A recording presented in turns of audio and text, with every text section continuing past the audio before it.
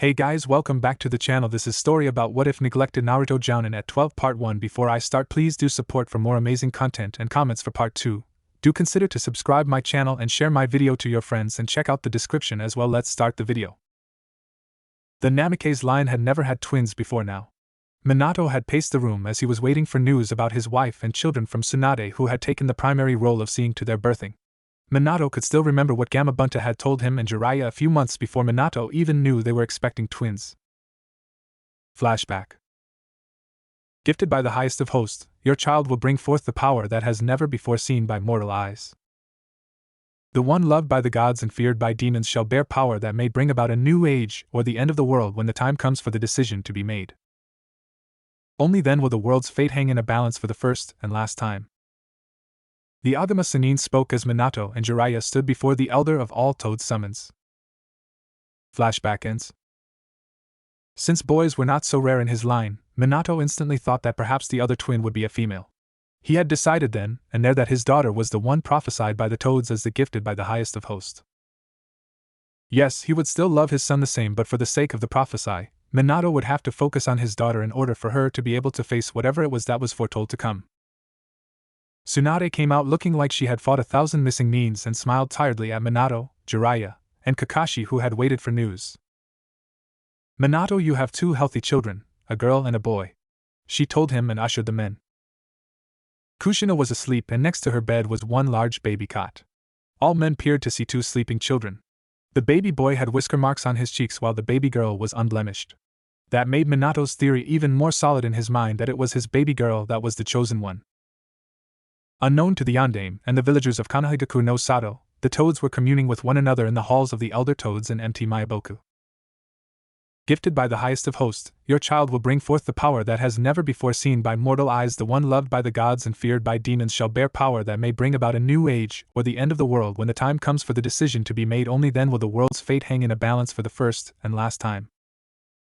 The words echoed throughout the hall and everyone listened in silence. The child born with the gifts of the highest of hosts has come with him. He will bring about a new age or end the world when the time will come. Shima and Fukasaku looked at each other worriedly. The boy will experience emotions that no child should and will come to a divide path. There he will come to a decision of whether or not he wishes to save the world. His family will regret many things and those around him. He will be lost and a hand will reach out to him which he will take. The Agama Sannin spoke one more but stopped and looked worried. The hour of the world's destruction has begun. The chosen one will be tried and tested by the world, overlooked by the very people who surround him. The only light for the world is for his heart to know mercy, love, and forgiveness. The Sannin spoke with a grave tone. Will the world be saved? Shima asked, but no answer was verbally given. A decision was made even before the traces of gifts manifested. And thus, I cannot see any longer how the world will fare as its chosen's light is already starting to dim. When 11 summers has passed and his light is still dim, Jiraiya and Minato will be erased from the scroll of Toad summoners, never to be forgiven and never to be aided. It is by their actions that the world, as we know it, is heading for its doom. The Agama Sannin commanded, and all the Toads bowed. Gamabunta, Shima, and Fukasaku knew that there was an unspoken command to never breathe a word of it to the summoners, or they would be punished for it. They, however, hoped that the Minato and Jiraiya realize their downfall before their time runs out. Taking care of children has been easier since there were many who aided Minato and Kushina. The Yondaime had told his wife about the prophecy and agreed that they had to give their baby girl, their little Noriko, extra attention and training. They loved both children just the same in the eyes of the people, but it was not hidden within the family who really was more cared for. At the age of 4, little Naruto had already figured out that his sister was more lavished and more loved than he. And as much as Naruto wanted to complain about it, he did no such thing. Growing up with Noriko had been a challenge for him. By 3, he asked to be moved to the attic, which Naruto had turned into a bedroom with a library within it. It was more of a library than a bedroom. He rarely came down, and his parents rarely called on him when he had moved up and shut himself from them. The only ones who cared for him were Uchiha Itachi, his younger brother, Sasuke, Aburaim Shino, Nara Shikamaru, Hatake Kakashi, Yuzuki Yugao, Marino Ibiki, Mitarashi Anko, Mado Gai, and Yumino Irika.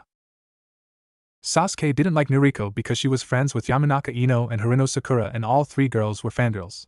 He hated them with a passion. Shikamaru liked Naruto because they played shogi together and would beat Shikamaru 5 out of 10 matches. Shino liked Naruto because the blonde boy had not shunned him for his bugs or for not having eyeballs, as the twin sister had phrased it. Naruto even went as far as defending Shino to Nariko, who had huffed and left them alone instantly while muttering that losers will attract losers. Shino knew, as well as Shikamaru and Sasuke, that Naruto was far stronger, greater, and intelligent than he showed. Naruto was the exact opposite of Nariko: intelligent, patient, observant, cunning, a fast learner, a natural sensor, and an elemental that could bend all elements with his mere will. Nariko was a loudmouth, brash dead last of the class, rambunctious, and knew nothing but pranking, gossiping, and stalking. In class, Naruto was always flanked by Sasuke on his right, Shikamaru on his left, and Shino guarded their backs. Sasuke and Shino both clicked because they hardly spoke, and if they did, it was about techniques and training.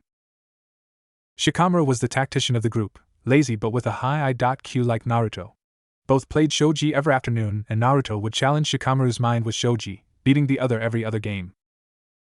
Shino was their tracker, and with his bugs, nothing got 15 feet near them without Shino knowing. Even if Naruto was a sensor with a range of 50 feet radius, it didn't keep Shino from doing his share for the group. Sasuke was their kenjutsu and ninjutsu specialist. He had an affinity to lightning and fire that he used from time to time when he was sparring with Naruto, who could bend anything and everything around him. Naruto was the leader of their group. It did not need to be said, but many of the others knew of this fact. The younger twin was far more talented and intelligent than the older twin, yet the children did not understand why it was the girl who was more praised than Naruto. They all remembered the sparring contest where the twins were facing each other.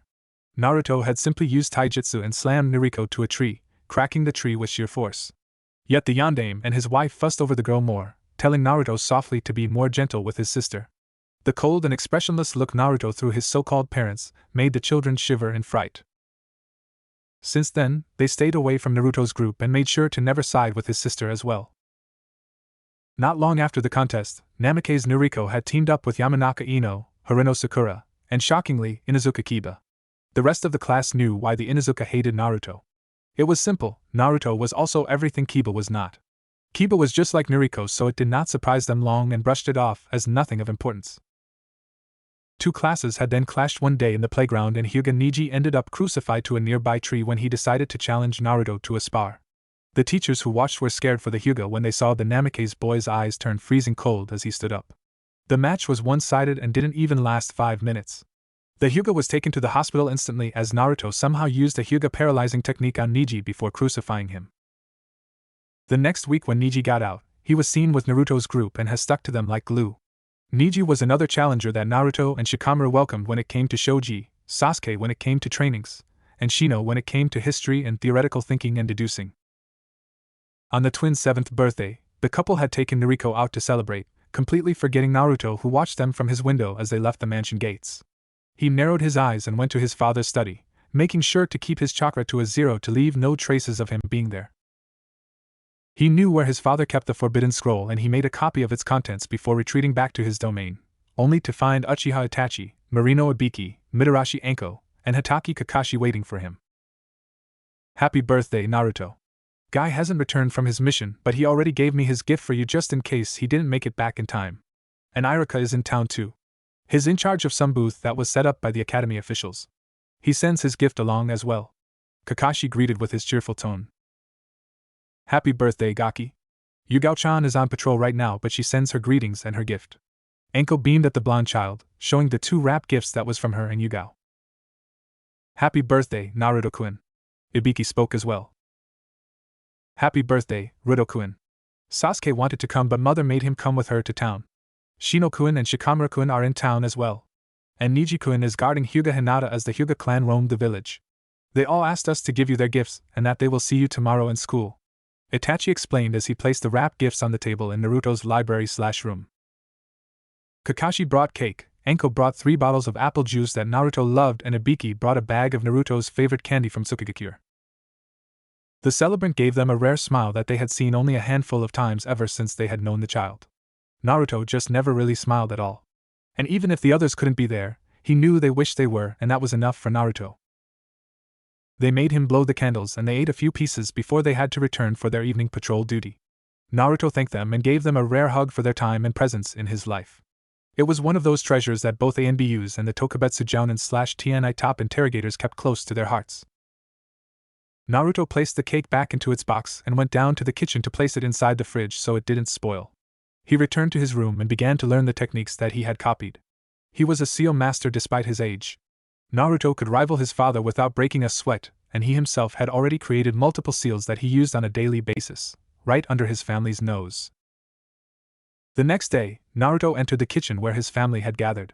Nariko was about to slice the cake that was not for her when Naruto froze her where she stood. If you don't know how to read, the cake has my name on it. What gave you the right to touch what does not belong to you? Naruto asked coldly as he slid the cake away from his sister. Minato and Kushina looked deeply ashamed when they saw the words Happy Birthday Naruto on the cake. They had totally forgotten about him yesterday. And Naruto Kushina called out but stopped when her son sent her a cold look. If you are going to apologize for forgetting about me yesterday, do not bother. You never remembered me since I turned 3. What makes this year any different? Don't answer. I already know even if you don't say it. He remarked and closed the box and left the kitchen and the house altogether. Nariko fell on the floor and whined that Naruto be punished for freezing her. Minato and Kushina didn't hear it because they both were still in shock as their own son felt more like strangers than family. Minato tried to get into Naruto's room and was stunned to see how much books his child had. There was a bed near the window, a study table next to it, a table to eat, whenever he didn't join them downstairs, and the rest were shelves and shelves of books. He roamed about and noticed that his son had books that didn't even seem like it came from the Fire Country. There were 3 shelves of scrolls near the window at the other side of the attic. Naruto had somehow torn the walls down to make use of the whole area and not just the side of it. When Minato tried to take a scroll, a lightning zapped him, and he instantly pulled his hand back. He took a strand of hair and threw it forward only to watch it get fried to ashes. He went back to the study table and saw a large cork board in front. It had a few photos on it, and an album was on the side. He was glad that the table wasn't rigged like the shelves. He pulled out the album and saw photos upon photos were inside, and there was no trace of him, Kushina, and Nariko at all. There were photos of Naruto sleeping with Uchiha Sasuke, one where Naruto was playing shogi with the Nara heir. On another page was of Naruto with the Aburame heir. It showed his child was being shown a bug that Naruto was holding on his palm, and the other photo was of his son and the Hyuga child sparring in some training field Minato recognized somehow but couldn't pinpoint which. As Minato flipped more pages, he was starting to feel worse when he saw that his boy had photos with his shinobis, and as far as Minato could see, they knew his son better than he did. On one side, Kakashi and Naruto were both wearing face masks that hid the lower part of their faces, while on the other side, the one with Ibiki, both with the same blank bandana that Ibiki used to cover his head. On the next page, Guy and Naruto wearing green spandex and posing around like Guy did, and on the other side of the album was one of Iruka and Naruto, with a book in front of them. Iruka looked like he was reading to Naruto. A few more pages and Minato saw one photo of Itachi was teaching Naruto how to hold a kunai, and another photo showing Naruto and Yuzuki Yugao having cake with Gekko Hate. Near the end, even Anko had a photo with Naruto, and both were wearing a trench coat that Anko always wore, and yet not a single one of them with the family. Minato returned the album back to its place and left his child's room, looking dark with shame, self-disappointment, and self-loathing. Kushina had just waved their daughter goodbye when she saw Minato enter the living room and looking like he had killed someone he knew. "Minato? Is something wrong?" she asked as she sat next to her husband. The yondaime couldn't bring himself to look at his wife. "Do you know that we don't photos of Naruto as he grew up?" he asked her rhetorically. Kushina frowned. "Don't be silly, of course we have photos of Naruto growing up," she said as she stood up and went to the shelf to fetch the photo album they had. Minato didn't say anything as he just waited for his wife to realize that he was right. He watched with a heavy heart as Kushina flipped from page to page, slowly at first before she began to quicken the pace, reaching the end of the album. Suddenly, Kushina felt her hands lost its strength, dropping the album on the floor and stumbling back to the armchair was that behind her. "WWE don't have any PP photos of N and Naruto growing up, it's all Nariko, just Nariko," Kushina whispered as she tried to gather himself and not break down into pieces. Minato didn't have the strength to move and comfort his wife, as he himself was too busy trying to find any memory of him spending time with Naruto. He got more and more frustrated as he thought and dug deeper into his mind. Nothing. Not one single memory. What else didn't they know about their own son? Iruka had sighed as he looked at the faces of the students. Sasuke, Shino, and Shikamaru looked closed off since Naruto had passed the Genin exams after his 6th birthday. He was proud that Naruto came to him and asked if he could take the text with Niji, and it made the Chunin happier when his precious boy passed on top of the class. He missed his Naruto, and it seemed that his friends missed him too. Noriko was just as noisy as ever, and it silently shocked him that the girl didn't even notice that her twin brother was no longer there at first. When she did, she proclaimed loudly how she felt happy that he wasn't there to embarrass her. Irika knew he shouldn't have thought of it, but it couldn't be helped. He thought that it should have been the other way around. It should be that Naruto be embarrassed to have a sister like her. Shikamaru was no longer the dead last and did more in class as he remembered that Naruto made the Nara promise to do his best. Shino and Sasuke did their best as well, and no one had ever penetrated their circle ever since Naruto had graduated. Sasuke had not even complained and knew that Naruto was far more superior than he was, but Naruto glared at him and said that he was just studious. Sasuke snorted at him but just smirked and nodded after congratulating his best friend. As far as he knew, Naruto was apprenticing with Marino Ibiki of the TNI department. How that got past the Hokage, Irika didn't bother to ponder. The Yondaime Hokage, despite being a good leader and a strong presence to the village, was not as observant as he showed. He saw once when he was temporarily the Yondaime's secretary for a week when the original had called in sick one day, how the man went through paperwork. He didn't really read them thoroughly as he should and was told to read the papers and stack them according to its importance. Kakashi told him how the secretary liked Naruto and placed Ibiki's request to have Naruto as his apprentice on the top so that the Yondaime would just stamp and sign it without reading it. Irika was also told how Ibiki got to have Naruto as his apprentice when Enko, Hate, Yugao, and even Itachi and Kakashi themselves wanted Naruto as their apprentices. Kakashi and Itachi wanted Naruto on the fast track to become ANBU along with Yugao and Hate. It was a series of bets that eventually Ibiki had won, and thus having Naruto as his apprentice, and the rest groaned. Irika had chalked on it at first, but his 1 week proved how irresponsible Namikaze Minato could be, especially when his daughter came to the tower.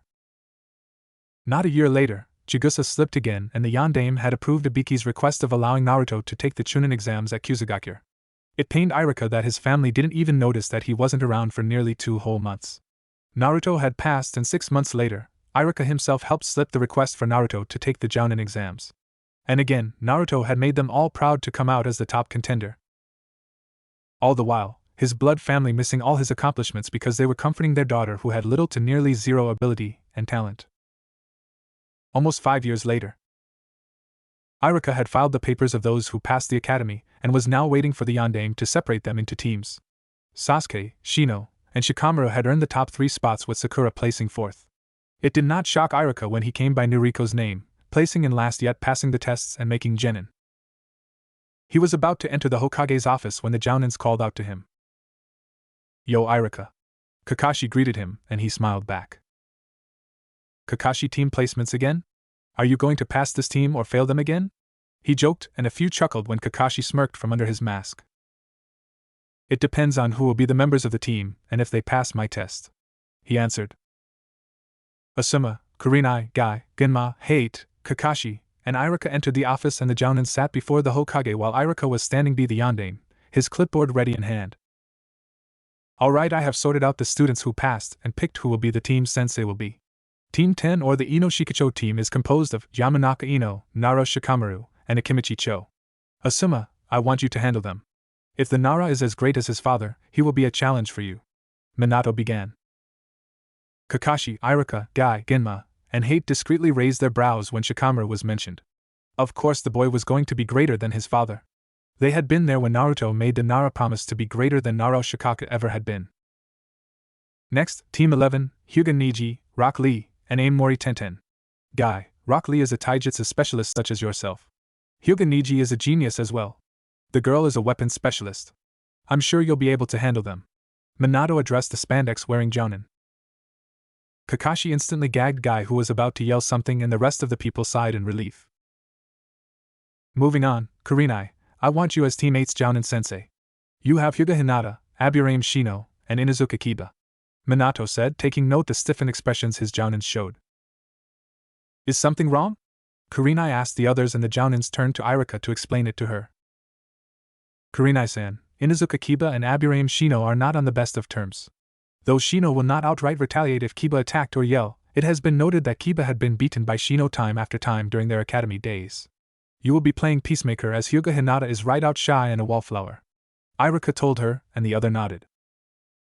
Thank you for the information, Yumino-san. I will do well to remember it. She thanked him and bowed as Irika bowed back. Now that we covered that, this year we have more girls than boys, so Team 7 will have 2 females and 1 male, Harino Sakura, Uchiha Sasuke, and Namake's Nariko. Kakashi, I want you as their Jounin.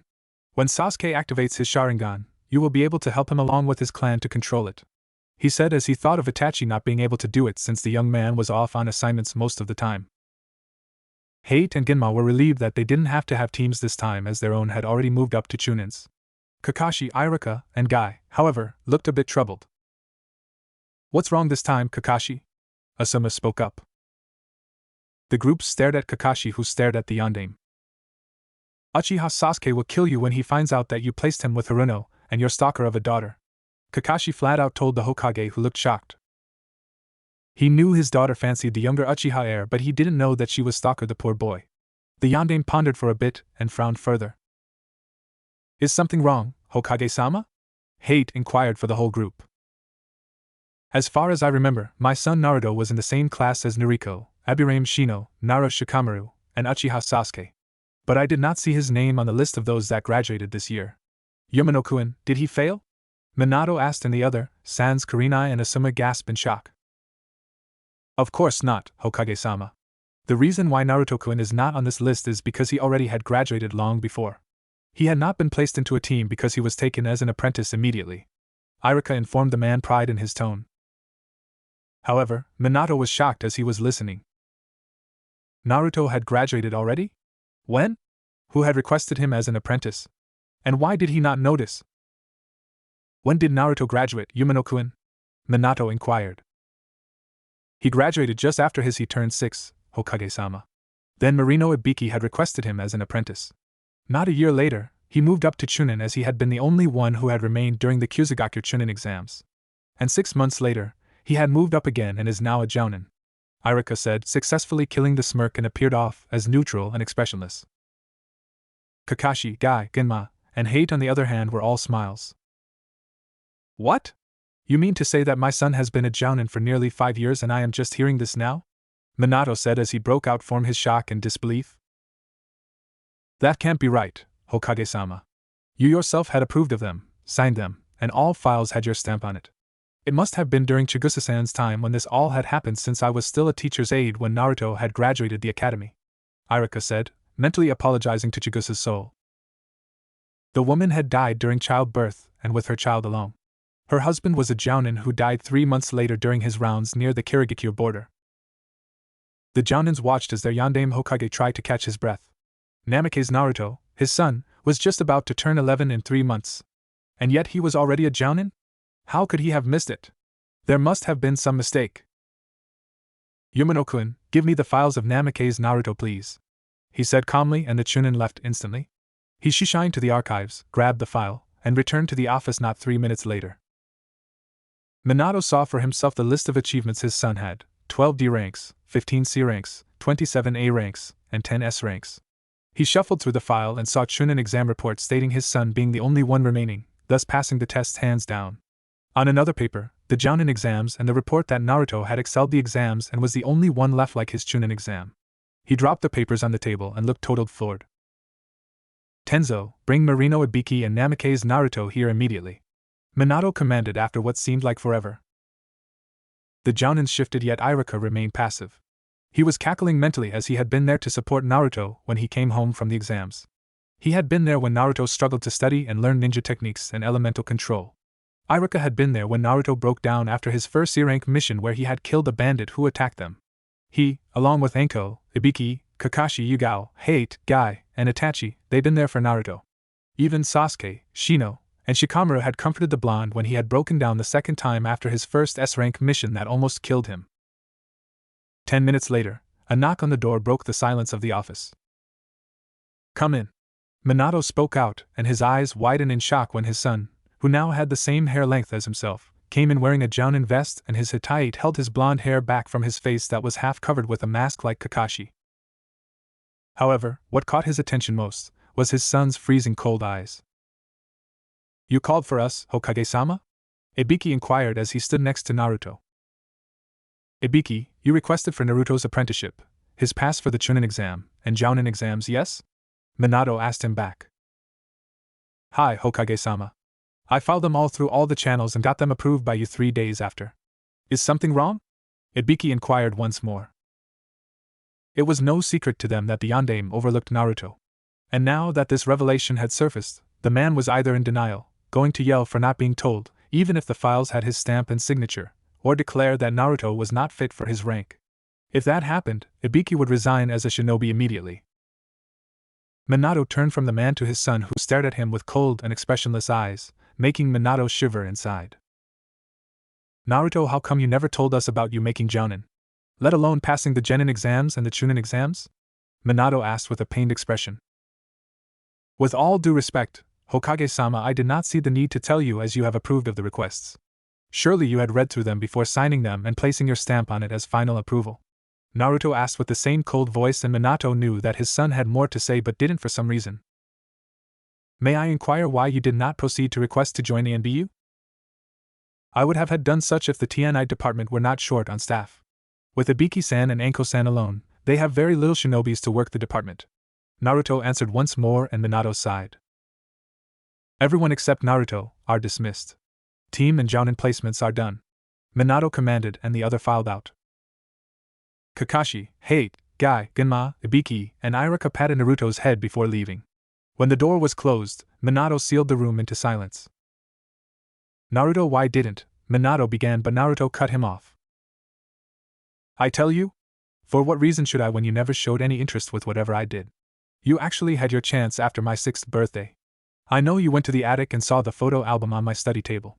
But neither you nor your wife did anything to change our situation. Your daughter only got worse after, and she had little to no intelligence and talent compared to me. Did you know that people often wondered how I am related to her when she cannot even be on the same level as I when it came to performance and talent? Naruto taunted his father, who felt worse and worse as Naruto verbally slapped him with the truth. If you only cared to look, you would probably have noticed that you know nothing about me. It's your shinobis who have been there for me. Irika-sensei was the one who comforted me when I came back from my first C-rank mission, when I had my first kill, a group of bandits who were in the way as we passed by Bird Country. It was Itachi who taught me how to properly hold a kunai and shurikens. It was Hate and Yugao who taught me how to use a sword and blades. Guy taught me taijutsu. Enko and Ibiki taught me ways to interrogate prisoners without having to even tough them. Did you know that Niji, Sasuke, Shino, and Shikamaru were the ones to hold me when I came back from my first S-rank mission? I nearly died then when Ibiki and Hate were surrounded and I was facing 3 nins who had a Kekai Genkai that we didn't read on the report. Naruto kept on telling him, and Minato was already crying in silence as his mind processed how much he had missed in his son's life. Those people saw me at my best and worst, and all those times, you and your wife were doting on your daughter, who would never amount to anything because she knows nothing, and passing the academy was a mere fluke.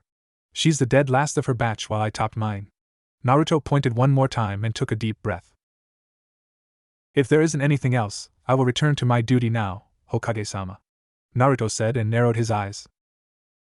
Minato managed to shake his head, and before he could even unseal the room, his son shattered the seal he placed and opened the door. Oh, by the way, I'm a seal master as well as an elementalist too. You should read my file, as I am sure every ability I have is in there. I think I'm in the bingo book as well, he said as left the office and closed the door behind him. Minato stared at the space of his office, then back to the door that his son just exited. It took nearly half an hour before Minato moved to read the file that was on his desk, and true enough, everything was there. Naruto excelled in taijutsu, genjutsu, ninjutsu, and kinjutsu. He was a seal master as well, and from how he easily broke his seal, Minato was sure his son was on the same level, if not better than him. Naruto's affinity were wind, water, earth, fire, and lightning. He would have felt so proud of all the achievements if he didn't feel horrible for abandoning his son when he needed him growing up. Lastly, Minato pulled out a copy of the bingo book and searched for his son's name. Bingo book entry number 100390. Name: Namikaze Maelstrom Naruto. Age unknown. Affiliation: Konoha. Rank: High Chunin to High Jounin. Threat level: High A to Low S level. Description: long yellow hair, ice-cold blue eyes, lower half of the face covered by a mask, around 5 feet in height, elementalist, can bend all 5 elements, excels in taijutsu, genjutsu, ninjutsu, and kinjutsu. Killed 30 Kirigakure nins, hunter and jounins, and nearly 100 Otogakure nins, chunins, jounins, and hunter nins. Bounty: 10 million ryo, kiri oto. Condition: approach with caution. To be brought back dead or alive. Odo. To be brought back alive. Kiri. Minato closed the book and suddenly felt so tired, like he had been running for months. Naruto's words and taunts about him not knowing anything about his own son came back to his mind. He could even hear his son's voice clearly. The whole afternoon was spent in his office, trying to mentally crucify himself, and repeating it inside his mind how much of a failure he was as a father to his one flesh and blood. He gathered the papers and left his office. It was better to show Kushina the file than explain. Minato didn't have the energy to even speak anymore. He just felt so tired and disappointed in himself for everything that he had not done for his son, who was a splitting image of himself when he was that age. The trip home had taken forever, and he saw the light up on his son's room and the silhouette that indicated that his son was indeed in his room, moving about. Couldn't face his son, not after what had happened in his office. Minato just didn't have the courage anymore, and he was sure that Kushina would break open once more. As he entered their home, he could already hear his wife and daughter's voice. He stayed by the door, listening to his daughter tell his wife about what her day was like and what she had done. Nothing of importance from what Minato could gather. Gossiping with the Harino and Yamanaka girls, looking at clothing shops, and about Uchiha Sasuke. Something told Minato that placing his daughter in the same team as the boy was going to shorten his life in half. Did you know that people often wondered how I am related to her when she cannot even be on the same level as I when it came to performance and talent? Naruto's voice popped into his head once more, which made Minato flinch in pain. He finally found the strength to move and enter the kitchen silently. He remembered yesterday evening when Noriko came home, yelling at the top of her lungs that she had passed the academy test. If only he had not been so focused on her, he would have wondered why Naruto had not spoken to them about his passing. But then he mentally slumped on his mental floor that he had not spoken to his son since the day after the twins' 6th birthday, where Naruto had frozen Noriko the moment he entered the kitchen and then unfrozen her when he had left the house. That should have been a sign for Minato, but he didn't see it clearly back then. Before he could say anything, his wife and daughter saw him and stared worriedly at him. "Minato?" Kushina called out. "Something wrong, Daddy?" Noriko asked as she got down from the stool and walked up to him. "Can you go up to your room while Mommy and I have a talk, Princess?" Minato requested with a deep sigh. Noriko didn't understand but nodded and left the kitchen, but didn't go to her room as she was told. She hid just by the door and waited to hear what they would have talked about. Much to her annoyance, her dad sealed the kitchen and now she couldn't hear anything at all. And Noriko was sure as hell that the kitchen was sealed close so no one could get in or out. Inside, Minato silently handed Kushina the folder of their son and sat down at the head of the table.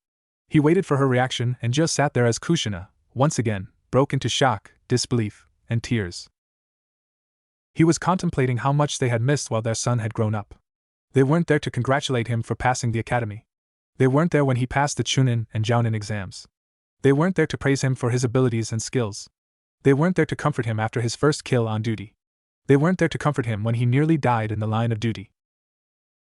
And Minato should have known about it if he only read the reports thoroughly like he should have. He relied far too much on the spoken reports that he dismissed the written ones after his shinobis leave his office. "How could we have not been able to see all these, Minato?" Kushina said in between her sobs. Minato did not answer. He couldn't, since he didn't know what to tell her. So many questions ran through his mind that very moment. His son had faced him earlier with so much distance. Naruto had stood before him as nothing more than a Jounin of Konoha before his Hokage. He now tried to remember when the last time his son ever called him daddy or Kushina mommy. When was the last time they ate dinner together? When was the last time Naruto asked him for anything? When was the last time Naruto even told them how his day was? But for Minato, the most important question for him as a father was, when was it he last saw his son smile at him?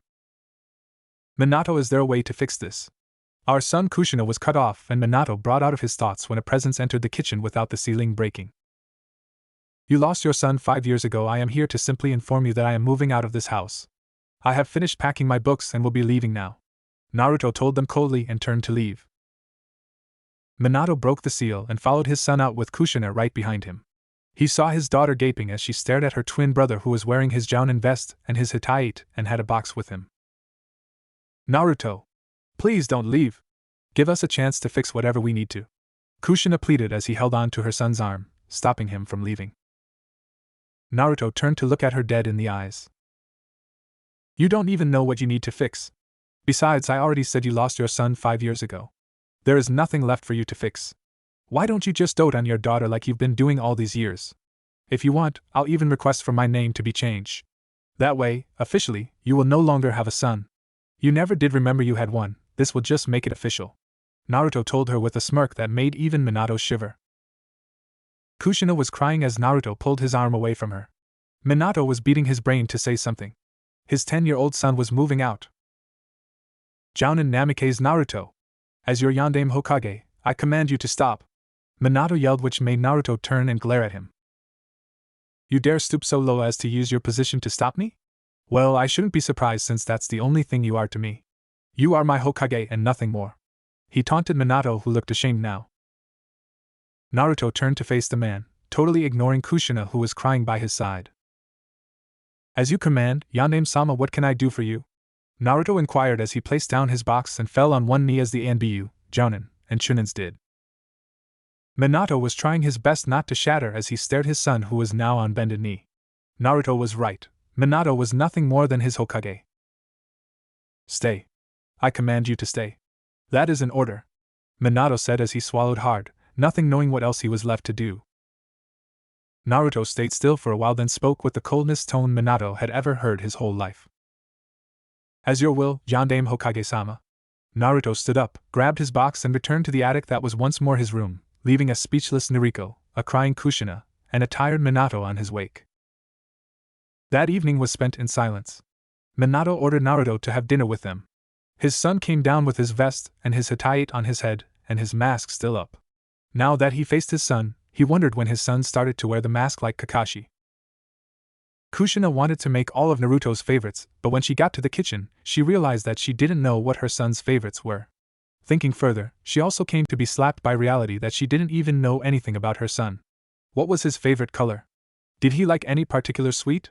What did he like best, orange juice or milk? It made her depressed further when more and more questions came up and she had no answer to even one.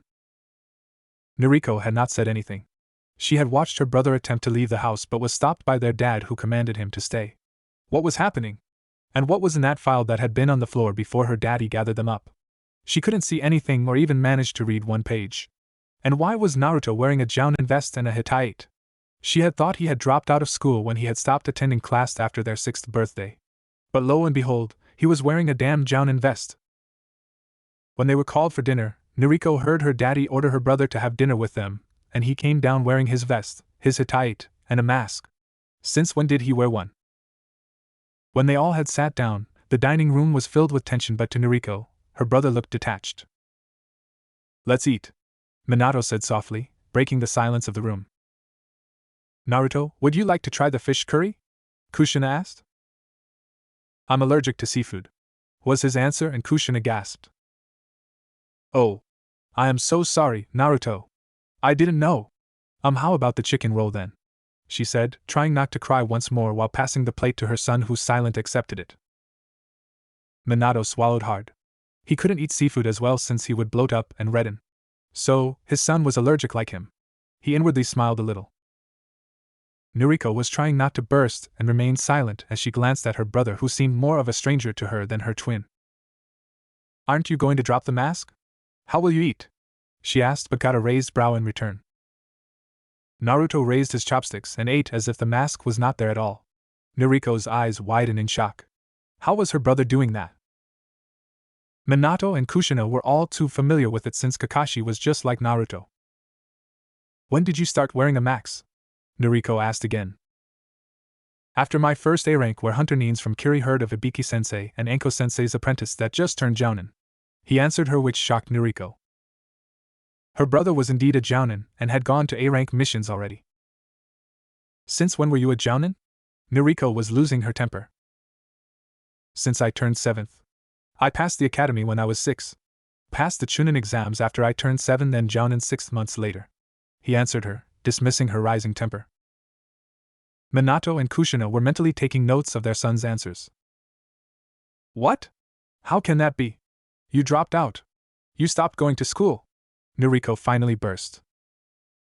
Dropped out? I stopped attending the academy since I already passed the academy tests. Marino Ibiki of the TNI department had requested for my apprenticeship and trained me single-handedly. He then requested for me to take the Chunin exams, then the Jounin exams 6 months after I had passed the Chunin exams. You would have known that if you weren't so busy stalking Sasuke, gossiping with the Mind Invader, and the abnormally pink-haired girl with a large forehead and SPD. Naruto told her coldly, extinguishing her temper instantly as he glared his ice-cold eyes at her. Noriko had never seen her brother angry before. Heck, she had never seen him since he had left the academy. And to think that they lived in one house. Then Naruto's words came back to her. I do not stalk Sasuke-kun. And don't call Ino and Sakura weird names. She yelled at him, but he merely raised a brow at her. You do and you know it. Inu, Weasel, and Karasen knows you stalk him. The Yamanaka are mind invaders as they can enter the enemy's minds during interrogation. And Haruno has an abnormally large forehead and has SPD. If you would ask you mind invader to enter Haruno's mind, you will find out that I am telling you the truth. He told her, and she turned red in the face. The Ambu knew? Whatever do they know? And what the hell was SPD? Minato and Kushina would have laughed at this banter if the situation was lighter. And seeing that look on your face shows you know nothing. SPD stands for split personality disorder. So far from observations that I have seen whenever I see you three, she doesn't have MPD, which is far harder to cure. And in case you didn't know what MPD meant as well, it means multiple personality disorder. Naruto told her passively, which was annoying Noriko so much. Noriko was looking more like an idiot in front of their parents the more she questioned her brother. She didn't know if it would be a good or a bad thing to keep interrogating him. But her curiosity got the better of her. What were on the files that Daddy brought home and showed Mommy? Noriko asked, and the whole table froze. Naruto eyed Noriko before turning to the couple who stared at their daughter. I am not sure, either that was my file folder containing everything about me or something else. Why don't you ask the Hokage himself? Naruto challenged her, and knew that she would fall for it. Daddy, what was on those papers? Noriko asked, and Naruto smirked behind his mask and resumed eating. Well, you see, Noriko, those papers were. Minato began to sweat. How was he going to tell his daughter that it was her brother's folder file about all his achievements, mission lists, abilities, and skills? Naruto, on the other hand, was amused to see the man squirm under a simple question. Did Minato fear his daughter's reaction when she found out how different they really were, and that Noriko would finally see that she was nothing compared to him? Whatever the reason, Naruto didn't really care. Noriko, it's about Naruto's prior missions and reports, Minato said in a low voice. Noriko looked confused. If they were mission reports, why did their daddy have to show their mommy? Noriko would have pressed on if the knock didn't interrupt them. Kushina instantly stood up and ran to the door to see who it was and wonder why someone would come to their home this late. She opened the door to see Kakashi, Irika, and Ibiki standing outside their door. Oh, Kakashi-kun, Ibiki-san, Yumino-kun, what can I do for you three? She asked them. Good evening, Kushina-sama. We were just wondering if Naruto is here. He was supposed to meet up with us 2 hours ago. Ibiki spoke for the group, and before she could say anything, Naruto came and spoke. Gomenasai Ibiki Taicho, Kakashi-senpai, Irika-senpai. The Yondaime ordered me to stay as I was about to leave. I had forgotten to send a missive to inform you that I can no longer move to live with you, Irika-senpai, Naruto said as he bowed. Kushina was surprised at this. Naruto was going to move in with Irika? Again, before she could say anything, Minato came to the door this time. Good evening, Hokage-sama. Our deepest apologies for disturbing your evening meal. We were just worried when Naruto-kun didn't show up earlier. Irika spoke this time. Minato looked torn in between angry and hurt. Angry because he had heard that his son was moving in with his secretary, and hurt that his son chose to leave them. My son will not be moving out as he doesn't have the need to.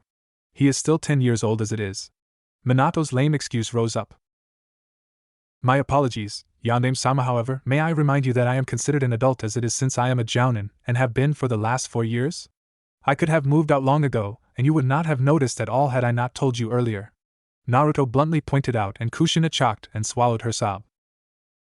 She didn't want to cry in front of these men. Ibiki shifted and nodded. Then we shall take our leave, Hokage-sama, Ibiki said, then turned to Naruto. We shall see you tomorrow then, Naruto-kun. Hi, Ibiki Taicho. Naruto replied and nodded to Kakashi and Irika, who followed Ibiki down the path and out the Namikaze compound. The three went back inside and Naruto was heading back to his room when Kushina called out to him.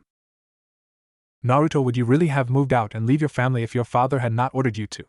Kushina asked, hoping he would say something to calm her down. However, the look on his face and the coldness of his eyes spoke differently. Family? We are no such thing. However, he is my Hokage. I would not dare disobey his order. Good evening to you both, Hokage-sama. Kushina-sama. He answered and left, hearing the woman who was once his mother fall on the floor and cry once more. He did not see the man who was once his father cry in silence as both watched him walk away from them, realizing that what he said was right. They were not a family. They never had been a family to him. Nariko was moody as she entered the classroom where they were told to stay in for team placement. Not 24 hours ago did she find out that her twin brother was not a dropout like she had thought and spoke but was actually a Jounin. She was far too preoccupied with his thoughts that she didn't even notice that she was being called by her friends. Nariko, you look like you didn't get any sleep at all. I know you're excited but looking like a zombie won't impress Sasuke-kun. Ino pointed out teasingly while Sakura giggled. Nariko turned to them for a few moments then sighed as she pushed open the door to the classroom and entered. The first thing she saw was Sasuke, Shino, Shikamaru, and Niji sitting together, like always when the four were together in the schoolyard. Shikamaru was talking to Niji about something while Sasuke was watching Shino command his bugs to do something. Sasuke looked impressed and told Shino something and the boy nodded back. This made Nariko wonder if they knew about Naruto and his Jounin status or not. Then for some odd reason, all four stopped talking and turned to look at her. She felt a shiver run down her spine and looked embarrassed when Sasuke and Niji smirked at her. Why are they looking at you like that? Asked Sakura, who poked Nariko. How should I know? Nariko replied and moved to sit down on the table in front of the boys with Sakura and Ino by her side. The other two girls kept giggling while Nariko was in deep thought, wondering if she would ask them or not. Eventually, curiosity got the best of her, and she turned to see the four looking straight at her. You couldn't be any more obvious that you are now, Namikaze. Sasuke taunted her and smirked. And as for your unspoken question, the answer is yes. We are his best friends. Did you really think that we didn't know? Niji told her with a condescending tone that made her blush due to embarrassment. Sakura and Ino was confused, but before either girl could ask, the classroom door opened and came the source of her current mood and frustration, her twin brother. Dropout? What are you doing here? And why do you have that Jounin vest? Don't tell me you stole that? Kiba taunted the moment Naruto walked in. Naruto raised a brow at him and ignored him altogether. Good morning. Iruka-senpai couldn't be here to announce your team placements as he is currently aiding the Yondaime Hokage with a matter. And if any of you are wondering where your Mizuki-sensei is, his body is being examined by the medical needs and the TNI for information. He had attempted to steal the Forbidden Scroll last night but was captured and killed by ANBU. Naruto informed them, which silenced the whole room. Now for team placements, I will read the listed teams, its members and your Jounin sensei. Starting with Team 11, Ain Mori Tenten, Hyuga Niji, and Rock Lee. Your Jounin sensei will be Mato Guy. Naruto said with a smirk, and Niji groaned, slamming his head on the table in front of him. Next, Team 10, Yamanaka Ino, Nara Shikamaru, and Akimichi Chuji, the newest Ino Shikacho team. Your Jounin sensei will be Sarutobi Asuma. Naruto continued, and Shikamaru groaned as well. He knew it was going to be them, but still, a small hope had appeared before when he had topped the exams. Team 8, Inuzuka Kiba, Hyuga Hinata, and Aburame Shino. Your Jounin sensei is Yuhi Kurinai. Naruto said as he saw Shino and his bugs come out from his coat. His friend was not pleased at all. Gen and Aburame, control your bugs. If you wish to file a complaint, do so at the tower. Naruto told him, and Shino nodded. Kiba raised a brow when Naruto addressed Shino as Genin. Hey Dropout, why did you address Shino as Genin Aburame? You sound like you have authority, Dropout. Kiba's huge mouth was going to get him into trouble. Besides, you can't possibly be any better than me or your sister. We graduated while you stopped. Kiba went on and didn't see the smirk that was on the faces of Naruto's face. But Nariko saw it, and she was worried that her brother would punish Kiba for running his mouth off. Kiba, shut up before you say too much. Nariko said, which made the room look at her, including an amused Naruto. What's Dropout going to do? He can't harm me. I'm a Genin now. Kiba said confidently, which made Nariko groan. Genin Inuzuka, you better do as you are being warned by Genin Namikaze. Or you might just find yourself inside the TNI interrogation and torture chamber. Naruto warned him coldly, which made Akamaru run to Naruto and whine for his master's stupidity. Naruto looked down at Akamaru and scooped him up. I have warned him already, Akamaru. If he mouths off once more, I have to pull rank and have him disciplined to make sure he learns. Naruto told Akamaru, who barked and turned to growl at Kiba. Shut the fuck up before you get yourself killed, I won't even fight for you if you keep on mouthing off to him. Akamaru barked at Kiba, who looked confused and but angry that his own companion was betraying him. What the hell, Akamaru? Why are you worried? As if drop out can do anything to me. Kiba opened his trap once more and missed the groan from Nariko and the smirks from Naruto's friends. 3 hand seals and Kiba was bound instantly where he sat. His eyes widened in horror as he found himself unable to move. I told you to shut the fuck up, didn't I? Akamaru barked worriedly as he watched Kiba struggle to free himself. Nariko was now sure that Naruto would not let Kiba's insubordination pass by, as he had already been warned to stop. Dog breath. Apologize to him before he takes you to the TNI. Nariko yelled as Kiba's head turned to look at her. Just do it. Please.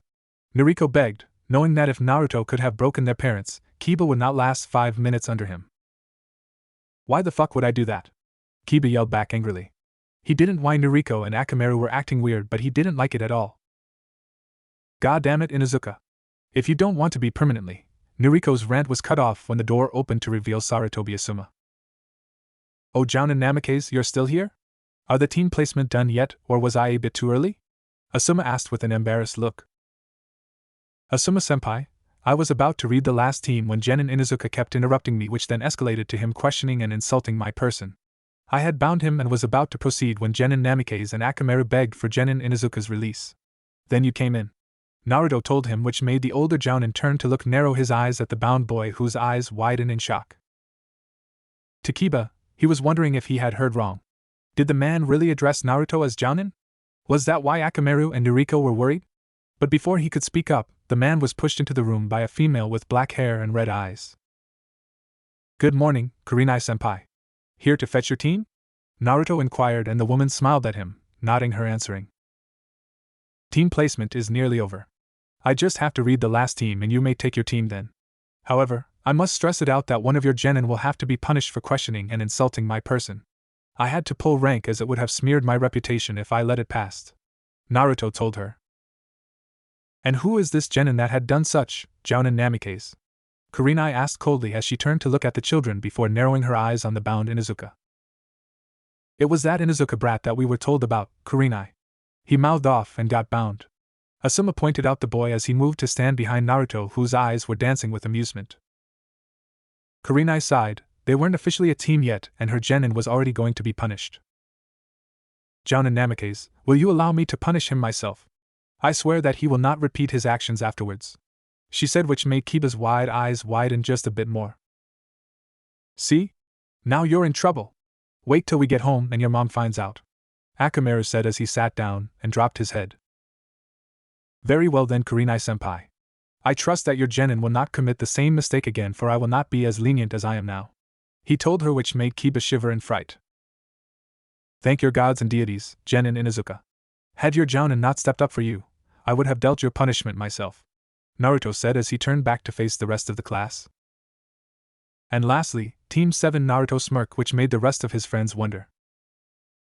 Haruno Sakura, Namikaze Nariko and Uchiha Sasuke. Your jounin sensei will be Hatake Kakashi, Naruto said and turned to look at his friend, who looked like he was ready to fall over and kill someone. What? Sasuke yelled while the pink-haired girl cheered. Did you hear that, Nariko? We're on the same team as Sasuke-kun, she said, shaking Nariko. God damn it. Why couldn't I have the better twin? Jounin Namikaze, where do I file for a change of team? Sasuke said, addressing his friend formally, as they were in the presence of 2 other jounins and at the moment, Naruto was on duty. You may file for it at the tower's placement office, genin Uchiha, Naruto asked with amusement lacing his voice. Filing for team replacement will be 72 hours after your jounins submit their team list at the tower. For those whose jounins are not present yet, wait here until they arrive. Have a good day, Naruto said and walked to leave the room, closing the door and breaking the hold on Kiba, who fell on the floor instantly. God damn it, dog breath. You really ought to thank Kami that your jounin sensei saved you. Had she not done that, my twin brother would have broken you under 5 minutes. He's a goddamn jounin and a member of the torture and interrogation department. Next time Akamaru warns you off, you ought to listen. Just pray that Naruto doesn't report this to the Hokage, or legal actions will still be taken even if your jounin sensei punishes you, Nariko told him, and Kiba turned white as a ghost. Sasuke was still annoyed, as well as Shikamaru and Niji. Shino had stood up to walk over to his Jounin sensei but turned to look at his friend once more. Don't worry, Sasuke. If Inuzuka doesn't live at the end of the week, you will probably be placed in our team to cover the lost, Shino said as he faced his sensei and bowed. Hinata had stood up and stood next to Shino and bowed as well.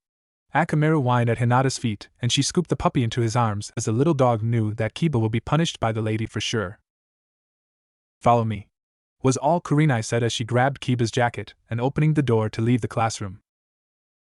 Well, Team 10, please follow me as well. And let this be a lesson to you three. Know who are higher in rank than yourselves and you'll live to see the next morning, Asuma told them. Ino and Chuji nodded while Shikamaru yawned. Asuma turned to look at the Nara, assessing him with one look. Naruto has great expectations of you, Shikamaru-kun. That goes for the two of you as well, Uchiha-kun, Hyuga-kun, as well as the Aburame mayor, Asuma said as he turned to the other two who were there, and left the room with his genins following him out. Sakura turned to Noriko for confirmation, which irritated Noriko that very moment. Yes, Sakura, Naruto is a Jounin. For being said as the smartest kunoichi of our batch, you're awfully slow on the uptake. Yes, Naruto wasn't a dropout. He had been Jounin since he was 7 and had gone to do S-rank missions while we were stuck here learning history and how to throw kunai at trees. Anything else you want to know about? Noriko spoke angrily at her friend who shrunk in her seat. When did you find out that your twin was a Jounin, Namikaze? Niji asked the girl who turned to face him and Sasuke. Last night when he broke our parents and made them cry for hours. And I don't even need to ask when you guys knew. I'm sure you've known from the start and kept it a secret, Noriko said as she narrowed her eyes on them. Of course we knew from the start. It was always amusing when you kept saying that Naruto was a dropout when he was already a Jounin while you were the exact opposite, dead last. Sasuke sneered at her. Naruto shattered the Yondaime? I thought he would never do that, must have been triggered by something, Niji told Sasuke, who nodded. The passiveness angered Noriko. And you think that what he did was alright? Is that what you're saying? Noriko yelled at them, but they just glared her down. And you think being ignored and forgotten is alright as well? Even till now, we still don't get why you were favored when you barely managed to pass. Why Naruto obvious was the far better twin, smarter, talented, skilled, patient, and patient. His observant nature sometimes annoys me even, but he's just that good while you're you. Sasuke pointed out why Naruto was better than her, and it was a verbal slap to her. Naruto ought to be ashamed of you instead. His older twin sister's a dead last and has zero talent and skills. Niji added salt to the proverbial wound that Noriko was already nursing. She sat quietly and ignored the rest of the room. Noriko didn't notice when the Hyuga had left with his team. She didn't even notice that 2 hours had passed before her Jounin sensei came. Hatake Kakashi entered the room and stared at them for a few moments before saying, My first impression of you is you're boring. Meet me in the rooftop in 5 minutes. The man vanished and was followed by Sasuke, who had shoo-shined away as well. When did he learn it? Did Naruto teach him? Noriko stood up and left the classroom with Sakura behind her. She had yet to speak with her friend after her outburst. And at the moment, Noriko just didn't have the energy to do so. Upon reaching the rooftop, both girls saw Sasuke and their Jounin taking before turning to look at them. Alright, let's introduce ourselves. Shall we state your name, age, likes, dislike, and dream? Kakashi said and turned to Sasuke. Uchiha Sasuke, 11, I like sparring and learning new things from Naruto. I dislike fangirls and stalkers. And my dream would be to make my brother proud and live up to and surpass Itachi and Naruto's expectations, Sasuke said confidently, and Kakashi nodded. Your turn, Pinky. I'm Harino Sakura, 11. I like my friends Noriko and Ino, clothes, and she glanced at Sasuke before giggling. I dislike Kiba because he's a loud mouth. And my dream is she glanced at Sasuke again and giggled, making Kakashi raise a brow while Sasuke had not paid attention to whatever the girl was saying. Last up, Broody-chan. Namikaze Noriko, 10, nearly 11. I like my friends and my parents. I dislike a certain someone and my dream is to beat that someone, Noriko said, and Sasuke sneered. You can never beat Naruto even if you lived 100 lives, dead last, Sasuke told her, which made her angry but was stopped by their one-eyed Jounin. Alright, be at training ground 7 at 6 and sharp. I suggest you don't eat breakfast or you might throw up. Dismissed, Kakashi said and shoo-shined. Sasuke did the same almost instantly, leaving the girls alone. Do you really hate your brother that much, Noriko? Sakura asked carefully. Naruto made mommy and daddy cry for hours. Sakura-chan. You should have seen mommy when Naruto tried to move out. Daddy had to pull rank to make him stay. Nariko tried to justify her hatred. Sakura thought for a few moments before standing up. I know you won't like what I'm about to say, and I'm not siding with your brother, but what would you have turned out if you were in his shoes and you were the one ignored your whole life? Sakura left the Namikaze's female twin to ponder. Indeed, what would Nariko have become if she was Naruto? Minato had sent 2 ANBUs to search for Jiraiya. The memory of a forgotten warning came back the night he had to order Naruto to stay instead of allowing his son to leave. Until now, it still pained Minato and Kushina how horrible the situation had gotten between them. Both had made millions of mistakes, and Minato was the reason that they had made them do what they did. Had he not decided for himself that Nariko was the gifted child, maybe the situation with Naruto would never have occurred. Currently, his son was out of the village with Ibiki and Genma for an A-rank mission to Yugakure. Teams 7, 8, 10 and Team Guy had passed. And it had been reported that Inuzuka Kiba had pissed his son off even before the boy became an official genin. Some had been informed immediately to make sure her heir didn't end up killing himself for being tactless. Much to the Abdurrahim heir and the younger Uchiha's annoyance, they could not request for a new team since there was no other genin team looking for replacements. And there was only a handful that had passed this year. Minato sat in his office, contemplating what he could do with his son when he returned from his mission when the door to his office slammed opened and an injured Genma came in. Hokage-sama, the mission to Yugakure was a success and their village leader had signed the treaty and alliance with Konoha. However, on the way back, we faced a few missing nins and 3 of them were from Kiri, Momochi Zabuza and the Demon Brothers. We managed to kill the Demon Brothers, but Momochi had appeared and Naruto was left to fight him. Ibiki and I were recovering from the poisoned attacks of our opponents. Momochi had recognized Naruto from the bingo book and spoke of handing him over to Oto for the bounty. Naruto fought the Demon of the Mist off as best as he could, but an unknown nin appeared and paralyzed Naruto, which gave way for Momochi to land several hits on Naruto. Before retreating, Naruto managed to cut off Momochi's arm, which made the nuke nin drop his sword and vanished. Genma reported as fast as he could. And where is my son now? Minato instantly stood up. Ibiki rushed him to the hospital while I reported to you, Hokage-sama. Genma answered. Tenzo, inform Kushina what just happened and that I'll be in the hospital by the time you tell her. Minato said as he shoo-shined out his office and towards the hospital. He was ever grateful that despite her losses, Tsunade stayed in Konoha and ran the hospital as the head medic. Minato reached the hospital and inquired where his son was held. Hokage-sama, Jounin Namikaze is still inside the operating room with Tsunade-sama. Please wait outside until she comes out. The nurse said, and Minato did as he was told. He waited. Kushina arrived 10 minutes later with a worried look on her face. How is he? She asked him. Tsunade hasn't come out yet, Minato answered. An hour later, Tsunade finally came out with blood splatters on his operating gown. Kushina and Minato looked horrified. He'll be fine now. Ibiki managed to bring him in before any lasting damage happened to his body. Naruto's immune system fought off the bacteria that got into his system. I've stitched the bigger wounds and healed the broken ribs. He has no internal injuries as Ibiki made sure he was body-bound before he had rushed him here.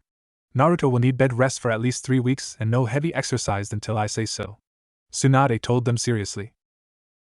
Oh, thank Kami, Tsunade-bachan. Kushina cried as she sobbed tears of joy that her son would live. However, there is a matter I must address you both. Follow me to my office. Tsunade ordered and they followed her. Once they were inside, Tsunade made them sit down. I may not have been there, but I am fully aware of the rift between yourselves and Nariko with Naruto. I am very disappointed with you, bother, that it came this far even. I would have thought that you would have noticed. I certainly have. Tsunade said with a grave tone that made the couple bow their heads in shame. As the twins grew up, I would have thought you both would have been fair. I didn't interfere as I did not wish to question your parenting. However, now that the twins are turning 11, things are going to be harder to fix. I have heard the Jounins and Shunins speak highly of Naruto. Even the ANBU I come across with speak so respectfully of him, not because he is your son Minato, but because of his talent, intelligence and skills. I wish I could say the same thing for Nariko. Tsunade rubbed her forehead and leaned back on his chair. I know we made mistakes. Tsunade-bachan, Minato and I are trying our best to make it up to Naruto. Kushina stopped when Tsunade raised her hand. Kushina, I don't think you understand the situation at all. The obvious neglect you've done cannot be easily forgiven by your own son. If I remember correctly, you forgot about him during the twins' 6th birthday. I saw you walking about the village and Naruto was nowhere in sight. I kept tabs and hoped that you would have done something. When Naruto graduated early, I thought you both would have noticed. But when I saw that you didn't even see what the rest of the village could see, I knew you have no idea. When he became Chunin, I hoped, yet you failed again. My last straw was when he became Jounin, and you still did not notice. Tsunade's words laced with disappointment that made the couple silently cry once more. Now I wanted to speak with you both as Naruto's current condition should not be aggravated. That being said, I want you to not stress my patient while he is recuperating. Am I understood? She asked them and both nodded slowly as they wiped their tears. Fix your relationship with him. Do not give up since this was technically your fault. Stress the point to Nariko to better herself as I have noticed these past few days that she is not taking the news of Naruto being a Jounin so well. Those years of training her better show itself soon, Minato. Tsunade added just before Shizen knocked and opened the door. Yandame-sama, Kushina-sama, as ordered by Tsunade-sama, Naruto is now in room 394 and resting. The assistant said before being dismissed with a nod by Tsunade. Do not forget what I told you both or I will ban you from seeing Naruto until I release him from here. She warned them one last time before they left her office to care for their son who needed them. In the middle of the square, the teams gathered with their Jounin senseis who were discussing a plan to have a joint training session together with Enko and Itachi when Genma and Ibiki appeared. Oh, you're back from Yugakure. How was it? And where is Naruto-kun? Enko instantly asked excitedly. The Genins turned to listen. The mission was a success, but on the way home we ran into Momochi Zabuza and the demon brothers. Genma and I managed to kill the brothers and were recuperating when the demon of the mist appeared. Naruto had to fight him off to keep us alive. Naruto is strong, but Zabuza outclassed him with experience, and the fact that the demon is an S-rank nuke nin, it's a blessing that Naruto managed on his own and lived. But really, Naruto would have been alright if it weren't for an unknown nin who paralyzed him, giving Zabuza the change to land hits on Naruto. Before Zabuza could retreat though, Naruto managed to detach the demon's arm and the sword fell on the ground along with the arm. Genma told them and all were in shock. And where is Naruto right now, Genma-san? Shikamaru inquired for his friends, they were worried. He is currently at the hospital. His operation would have been over by now. Ibiki told them and the four boys ran off to the direction of the hospital. Meet us tomorrow at Training Ground 7 for inter-team training. Dismissed. Kakashi commanded and the Jounins instantly shined out. The rest of the Genins just stood there for a while. While Naruto fought off an S-rank missing nin and managed to cut the bastard's arm before the coward retreated. Kiba said with a stunned expression. He had learned his lesson when he was punished by both his Jounin sensei and his mother. Inuzuka-sama had drilled it through his skull that the next time he opened his mouth and bad-mouthed someone, Kiba would be neutered. Aren't you going to see your brother Nariko? Ino asked and all eyes were on the other blonde. I guess was all she said as she stood up and calmly walked towards the hospital gloomily. She still didn't like the idea that Naruto was a certified Jounin, while she was a mere genin. All they had been doing lately were just D-ranks. Being teamed up with Sasuke had been on of Nariko's wish since she attended the academy. But now that she got her wish, she didn't think she wanted it anymore. Sasuke wasted no time in tell her and Sakura how weak and useless they were. Also, Sasuke always spoke up of how he wished he was paired up with Naruto instead of her, how he was better than her, smarter than her, and more accomplished than her. It irritated her so much that up till now, everything had been going well for her. She was the favorite, daddy's little princess. And now, all of a sudden, her parents fussed over Naruto. He was barely there while they grew up.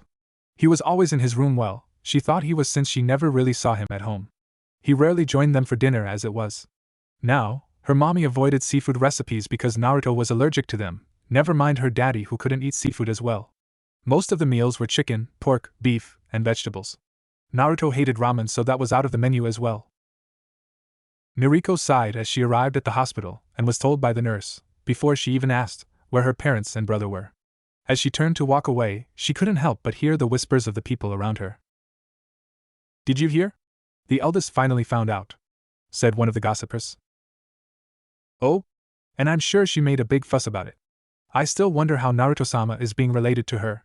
They are nothing alike at all, whispered the other one back. I know what you mean.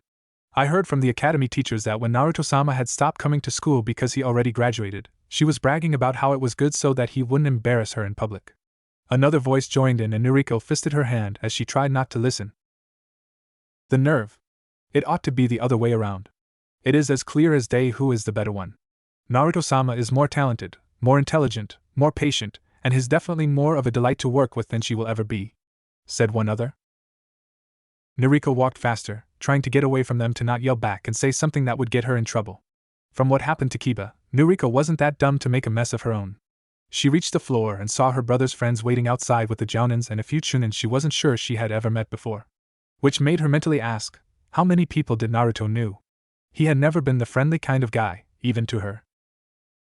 The door of the room opened, and her parents came out with red eyes once again. Nariko looked livid that they cried again because of something Naruto did. "Ever since you paid attention to him, all you ever did was cry every night. And here you are again, crying because he got a little hurt," Nariko yelled, and all eyes were on her. Shino held back Neji while Shikamaru held back Sasuke. Too bad, they forget to cover his mouth as well. Well, Naruto just proves how much better he is. He fought for this village and came out alive against an S-rank nuke Nin. He held his ground, which I can definitely say you won't be able to do. You're nothing like him, and no matter how much you wish, you will never be as great as him. He is everything you're not, which is just sad because even the villagers wonder how he can stand to have a sister like you who is pathetic as the friends she hangs out with. You and Haruno are nothing but dead weights, and despite Kakashi-sensei's motto, if both of you are ever in danger, I don't think I'd risk my life for any of you two. If you got captured, it meant that you were so weak you couldn't even fight back. So, save yourself any more embarrassment by shutting up, because no matter how much you whine about it, the fact remains and everyone can see who is better," Sasuke said as he turned his back on her, bowed his apology to the Hokage, and entered the room where his friend was lying. For some reason, Nariko knew that her outburst backfired as she looked at her parents, who stared at her with shock and pure disappointment in their eyes. Even the Jounins and Chunins looked disgusted. She instantly left and ran off, not bothering to see if her parents even tried to stop her. The Namikaze couple silently watched from the door how their son's friends fussed over him. Worry was written all over their faces, and just before anyone could say anything, the little blonde prince finally stirred and slowly opened his eyes. "Dobe!" Sasuke cried as his friend's eyes slowly opened. "Hey Team Naruto," replied with a slight grin on his face. "Don't scare us like this ever again, Naruto. Geez, you're so troublesome," Shikamaru said as he ran his fingers through his friend's hair. "Sorry, couldn't be helped. Ibiki Taicho and Genma-sen needed to be protected," he tried to tell them, but they still sighed. "Don't worry about it, Naruto. We heard from Ibiki-san already. We're just glad you're back," Neji spoke up as he placed a hand on Naruto's leg gently.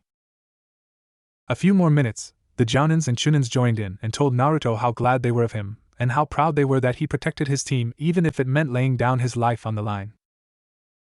Half an hour later, the Jounins, Sans Kakashi, and the Chunins, bar Irika, left the hospital and returned to their duties. Tsunade had entered the room to check up on her godson, and gently berated him that he made her worry. Naruto at least looked apologetically before the situation turned serious when the blonde noticed the couple at the back of the room. "May I inquire as to why they are still here? Surely they would have returned home to their precious daughter since they can see I am alive still." Naruto pointed out coldly that even Tsunade couldn't help but flinch. No one really spoke for a long time until Shikamaru sighed and asked, "Hokage-sama, I do not mean to be disrespectful, but I must ask, when you and your wife realized that you forgot Naruto's 6th birthday, why didn't you immediately set out to make amends right then and there?" The couple looked ashamed and sighed. "I think we tried, but for some reason we just keep getting distracted. Nariko would always demand our full attention. We train her so hard, and when we finally think we have time, we keep losing the nerve to ask Naruto for anything. As time went on, the problem became harder and harder. Naruto always seemed to disappear and work got harder." Minato tried to explain as best as he could, but Naruto only raised his brow. "You know that your excuses are feeble, right? And what do you mean you have been training Nariko? She barely passed the academy test. If she wasn't your daughter, they wouldn't have allowed her to graduate with that horrible bushin she made," Naruto pointed out, and they winced again. "And don't blame me for disappearing all the time. You made me that way. I was always forgotten. Since I was 3, I knew that something wasn't right and that you would never give me the same attention you do with Nariko. So right then and there, I stopped asking for anything if I could manage it. Most of my clothing, my books, and my equipment were from my friends. I went as far as borrowing money from them until I could pay them back when I could manage it. Aside from the breath of life, room, and bed, you gave me nothing, well, except the reality that I will never be anything in your eyes as your pathetic daughter," Naruto said as he smirked, "the one that he gave his victims at TNI?" Irika and Kakashi knew of the smirk, of course, which scared them a little as Naruto was using it on his own parents. Yes, they weren't the best, but they still were his parents. But again, Naruto's words came back to them, which made sense. They had all the chance they could, but they didn't do anything. Now that we have heard the first set of whys, let's move on to why you are still here. Naruto asked, narrowing his eyes on them. Kushina shifted and swallowed hard. Naruto, please, I know that we have no right to ask it of you, but I beg of you, give us another chance. Just one last chance. Kushina was begging her son as she cried. Tsunade and the rest looked away, not wanting to see it lest they too try to ask Naruto to give them the chance. Naruto, on the other hand, narrowed his eyes on the couple. They had never given him any reason for him to even forgive them, let alone ask for a chance. Answer me this: if you do have an answer, then I might consider it. Naruto spoke up after a long silent moment. The couple looked hopeful and nodded. What is it that you think you need to fix between us? The last time, you didn't even know what it was. Do you know now? He challenged them, and all eyes turned to the couple, who stood straighter. Our strained, no, our nearly non-existent relationship with you. We know that, Minato and I will have to work hard for it, but we want to fix it. I want to know who my son is and everything about him. Kushina answered bravely and waited. Everyone waited for Naruto to speak up. Another long pregnant of silence swept through the room, and only Naruto's deep inhale and exhale broke it. One chance. And if you fail, I will be nothing more than another shinobi in the service of the Yondaime Hokage. You are never to acknowledge me as a son, as I will never speak of you as my parents. You are never to treat me any different from the other shinobis if you ever fail. And you are to agree that if you fail, I will change my name to whatever I choose and will live by that name till I die of old age or in the line of duty. My name will never will Namikaze Uzumaki Naruto if you fail this chance. Naruto told them with a deep, cold, and solid tone. Yes, he was only 10, but he could change it when it suited him. The others listened and vowed to themselves to never piss the blonde off no matter what. They also vowed to make sure that Naruto was safe and protected. The couple understood the gravity of the situation and nodded in acceptance of the demand. They were grateful for the one chance and promised themselves to never fail, as they feared the thought of losing their son. If they fail, you do know that the clans will fight to make you their own, right? Shino spoke up, and everyone turned to him, then to Naruto, who looked a bit worried then sighed. I had not thought of that. But I will cross that bridge when I get there, if I get there, that is. He corrected as he saw the couple winced. The door suddenly opened and banged on the wall. Naruto had not been on his guard, which made him jump off the bed and fall on the floor. Tsunade, Minato, and Kushina grabbed Jiraiya angrily while the rest helped Naruto back on the bed. What the hell were you thinking? Tsunade screamed at her old teammate's face. The couple had kunais on opposite sides of his neck, and the toad Sannin swallowed hard. Sorry. I didn't mean to. I swear. I panicked. He tried to explain as he was being held by 3 strong men, and one could punch his head off if she tried hard enough. Tsunade released Jiraiya and went to check on Naruto to see if he was alright. The Jounin, Chunin, and the Genins glared and threw their ki at Jiraiya the whole time the head medic was checking Naruto. If anything happened to Naruto, Konoha will be another Sannin short. Kakashi spoke up and the rest nodded in agreement, which made Jiraiya worry, as there was little chance he would come out alive with all of them against him. After a few more minutes, Tsunade shared her findings. Luckily, Naruto is alright. The fall didn't damage anything but give him a small ache from the fall. This made everyone sigh in relief before glaring at the man who just came. So what brings the equally negligent godfather here? Naruto asked with a trunk load of hate. He was tired, a bit hungry, and in pain once more. I came to talk to Minato, but the tower staff said he was here. I thought something happened to Noriko-chan. The answer was wrong, which made Naruto freeze the whole room with just his facial expression. That useless Kunoichi isn't here. The door is still wide open for you to leave. Your presence is not needed. The Yondaime and his wife were just leaving. Go see to your precious goddaughter and make sure she hasn't managed to kill herself from just walking home. Naruto told the man, who shivered in fright as the eyes of his godson bore into his own. Jiraiya tried to apologize, but it was too late. Naruto was mad. Leave! Naruto commanded, and a giant fist of ki sent Jiraiya out the door and slamming against the wall that cracked heavily. The Genins were on the floor in shock, as they never felt that much ki in their lives. Iruka, Kakashi, Tsunade, Minato, and Kushina chocked a little before they regained their balance and breathing. Jiraiya was stunned, not noticing the pain he was in as he tried to get himself back on his feet. Naruto had coughed hard and blood came out of his mouth. Tsunade was instantly trying to see what the damage was while Niji turned his Byakugan on to see if his bones or nerves were damaged. Sasuke, Shino, and Shikamaru, along with Iruka and Kakashi, stood to the side while Naruto was being looked over. Minato. Kushina, take Jiraiya and leave. Naruto's internal wounds nearly ripped themselves apart. I told you that Naruto will not be stressed out. Get out and never enter the hospital, Jiraiya. You are not good for Naruto's healing. Tsunade commanded, and the couple obeyed before they too were banned from visiting Naruto. I don't want him near me ever again, Naruto said in between coughs before the couple left with Jiraiya. Truly, for a Sannin, Jiraiya was as stupid and as loud as Noriko. No wonder the girl turned out the way she did, thought most of the occupants of the room. The days went by and Naruto got better and better. His friends visited him every single day, as well as the Jounins, Chunins, and Anbu he knew. They would tell him what was happening outside, a few details of a mission that was not a secret for the Anbu, and Tora. Naruto chuckled at the looks his friends had when describing the nightmare that was catching Tora for the wife of the daimyo. Well, I am glad that Ibiki-sensei didn't let me go through it, he commented, but the other scowled. No, he didn't. But he gave you something equally worse, if not more, Sasuke muttered, and another chuckle came from Naruto. Aside from his friends, Minato and Kushina had been there every day as well. After Kushina made Noriko's breakfast and watched her daughter leave the house, she would pack up the bento she readied for Naruto and left to head to the hospital for most of the day. Minato would spend lunch at the hospital with his wife and Naruto but return to his office to do his paperwork, this time reading through them himself. You do know that you can use Kagebushin and let them do your work for you. The more you make, the faster your paperwork will be done, Naruto commented one day after hearing the man whine about traitorous papers stacking against him. Kushina laughed while Naruto smirked when the yandame sat on his seat with the look of shock and disbelief. How do you think the Sandame was able to keep up with his workload and watch over Konohamaru when his parents had died? But I'm surprised the old man didn't tell you about that trick, Naruto commented again. Well, I didn't think I would have needed to tell him since he was said to be a genius and all, Naruto-kun, said a voice from the door, and all turned to see the Sandame standing there with his grandson. Jiji Konohamaru, Naruto greeted as the boy ran into the room and to the other side of the bed and showed Naruto his drawing. Look what I made, boss, Konohamaru cried excitedly as showed Naruto his drawing of Konoha from the Hokage Mountains viewpoint. The picture was not so bad.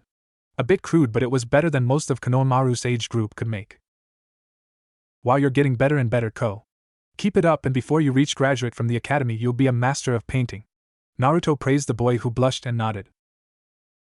The old man told him about his trip to the daimyo's palace and how Konohamaru behaved well when Naruto had told him before they had left. An hour later, the adults left and went to Minato's office where Jiraiya and Tsunade were waiting with Orochimaru of all people. What brings the legendary Sanins to my office this afternoon? Minato asked with shock yet still respectful. Orochimaru was indeed a bit bitter that the Sandame had not chosen him as his successor, but it opened to more opportunities of traveling and discovering new things all over the world. After a year of traveling, Orochimaru had been ever so glad to not have become Hokage and missed all the things he had seen and learned. Tsunade sent me a message concerning Naruto's health case. After Jiraiya's stupidity, Naruto's organs nearly ripped themselves apart. Luckily, Tsunade healed them to the best of her capabilities. But she made a point to keep an eye on Naruto. And as she briefed me the moment I stepped foot into the village, Naruto's body had begun to shift and something stirred in his chakra system. The snake Sannin explained, and Minato was stunned while his wife was trembling in fear. Are you saying that something is wrong with my son? Minato asked with a warning tone, but Orochimaru raised his hands. Nothing is wrong with him. However, Tsunade says that his chakra system has changed. Which is why I will be looking at him later this evening after I read a few more of his lab results that Tsunade thinks might help us in figuring out what is wrong with your son, Minato. The Sannin answered back without a threat in his voice, even if he had the right to. Anyway, how is your attempts in fixing your relationship with Naruto? Tsunade asked, shifting the subject to the couple, who sighed deeply. He is still wary of us, and I do not blame him. We mostly just asked him about his achievements, his hobbies, likes and dislikes, dreams and goals too. Minato asked first before turning to Kushina, who smiled sadly. We asked him about his favorites too, food, color, and drink. He's allergic to seafood like Minato. He doesn't like ramen like I do, but he likes dango, sushi, onigiri, and chicken tempura. He doesn't like bitter foods. He occasionally likes to eat spicy food when he feels like it, and on some days, he eats everything with wasabi. Kushina told them, and Tsunade smiled, as well as Orochimaru and the Sandaime. He hates it when people hover over him and correct him when he knows his right. He doesn't like it when people judge him by how he looks instead of getting to know him. And Minato continued but stopped and looked a bit disappointed. He turned to Kushina, who sighed as well, knowing what her husband was about to say. And what? Jiraiya asked, which made Minato and Kushina feel a bit more worse. And he hates you, Jiraiya, Kushina said, and all eyes turned to the white-haired Sannin. Let me guess, Jiraiya said something stupid in the midst of Naruto's anger? Hiruzen guessed and got nods from Tsunade and the couple. Well, I suggest you stay away from him, Jiraiya. When Naruto dislikes a person, accidents tend to happen whenever they cross paths. And trust me, I know Naruto. With his skills, he can catch you off guard and give a deadly blow. If he really wants something, he can kill you if he wants. Whatever you did must have really angered him to say that he hates you instead of disliking you. Hiruzen explained to the group, and they understood. What did you do, Jiraiya? I know that it was stupid, but care to shed some light? Orochimaru inquired stoically, but his eyes were dancing in amusement. Jiraiya pouted and shrugged. What the big buffoon did was he barged into the hospital and slammed the door so loud that Naruto fell on the floor when he had just come out of an operation from a mission he had gone out to with Ibiki and Ginma that ran into complications. It's no secret that Naruto and Nariko hate each other, but he came in and said that he rushed to the hospital when he heard Minato and Kushina were there and thought that Nariko was the one that was checked in as a patient. And when he saw it wasn't the female twin, he shrugged it off and apologized like he didn't care at all. Tsunade explained, and both Orochimaru and the Sandaime nodded in understanding. I knew you could be a bit stupid, but really, Jiraiya? That was just low even for you, Orochimaru commented as he shook his head and turned to Minato. By the way, the Snake Elders wanted me to send you a message. Before your time is up, see what needs to be seen. The sands of time has begun to fall, for the wheel of fate has been spun and is now taking its toll. The world as we know it will hang in a balance between life and death. Your time is running and the world will run out of breath. You believed in prophecies and allowed it to rule, now watched as the flames burn, for you have played the biggest fool. The whole room was quiet and all eyes were on Minato now. Minato, what does it mean? Hiruzen asked, his voice solid and a bit guarded. The toads before the twins were born gave a prophecy that one of my children will fulfill its role. Gifted by the highest of hosts, your child will bring forth the power that has never before seen by mortal eyes. The one loved by the gods and feared by demons shall bear power that may bring about a new age, or the end of the world. When the time comes for the decision to be made, only then will the world's fate hang in a balance for the first and last time. Then when I was told that I would have a boy and a girl, I knew it had to be Nariko, cause as far as I knew, girls were rare in my family. He said, but Orochimaru looked worried. I have to disagree, Minato. As I traveled the lands, I have come across information about your origins, and the line of the Namikaze family had always been girls. Your mother's genes must have been strong to birth a son, but every little thing about the Namikaze line has been about a female. When a son is born, it takes the name of the family, as most of the offspring are females. Every Namikaze are laud to produce at least one male Namikaze before taking the name of the husband, Orochimaru said as he pulled out scrolls from his bag and handed it to Minato. The whole room was dead silent for 10 minutes before the Yondaime dropped the scroll on the table. Meaning all this time Naruto was the one meant by the toads and not Nariko. Jiraiya broke the silence as he regained his balance. However, the Sandaime, Tsunade, and Orochimaru didn't like what they were understanding. Let me get this straight, all these years of abandonment and favoring Nariko were because you thought she was the prophesied child of the toads? Tsunade asked with anger rising in her stomach. I did not think you would have turned out this way, Minato. I expected more from you and Kushina. Hiruzen commented with utter disgust that made the couple shrink in shame. And to think that you were chosen as Hokage because of your fairness and just choices. Orochimaru added his own, which made Minato shrink just a bit more. And I'm guessing that Jiraiya had a hand in this as well? Tsunade inquired as she turned to her old teammate. No need to guess. It has his name written all over it, Orochimaru said and got a nod from the Sandaime. It seems that the two of you have a great deal of making it up to Naruto. Jiraiya, I can honestly say that you're hopeless. He will never forgive you and nothing you say will make him do so. I can say that speaking to him about the prophesy and how the decision was made would make it worse, and he will come after your life and that of Minato and Kushina's as well. It would be best to not mention it to him at all, lest we face the world's destruction sooner than it was foretold. Hiruzen commanded with a tone as he stood up, followed by Tsunade and Orochimaru. Jiraiya, I will remind you to stay away from Naruto. And never mention Nariko in his presence, or he might just take away your chances. Minato, Kushina, Tsunade added before the three left the office. The couple looked horrified and felt disgusted with themselves while Jiraiya didn't know what to feel. He had favored Nariko the whole time because they had assumed it was her, totally ignoring Naruto who was the real gifted one. If the ANBU and shinobis were not exaggerating with their praise of the boy, then old man Sandaime would have been right with his warning. Naruto would be able to kill him. After Orochimaru had informed Minato that his family line had been mostly females and not males as he had thought it was, he began to look back at what little he could remember of his old life. He vaguely remembered his mother and father, as he had blocked out the horrible images of his parents' death when he was 5. He remembered his mother telling him nothing about her family, or that of his father's.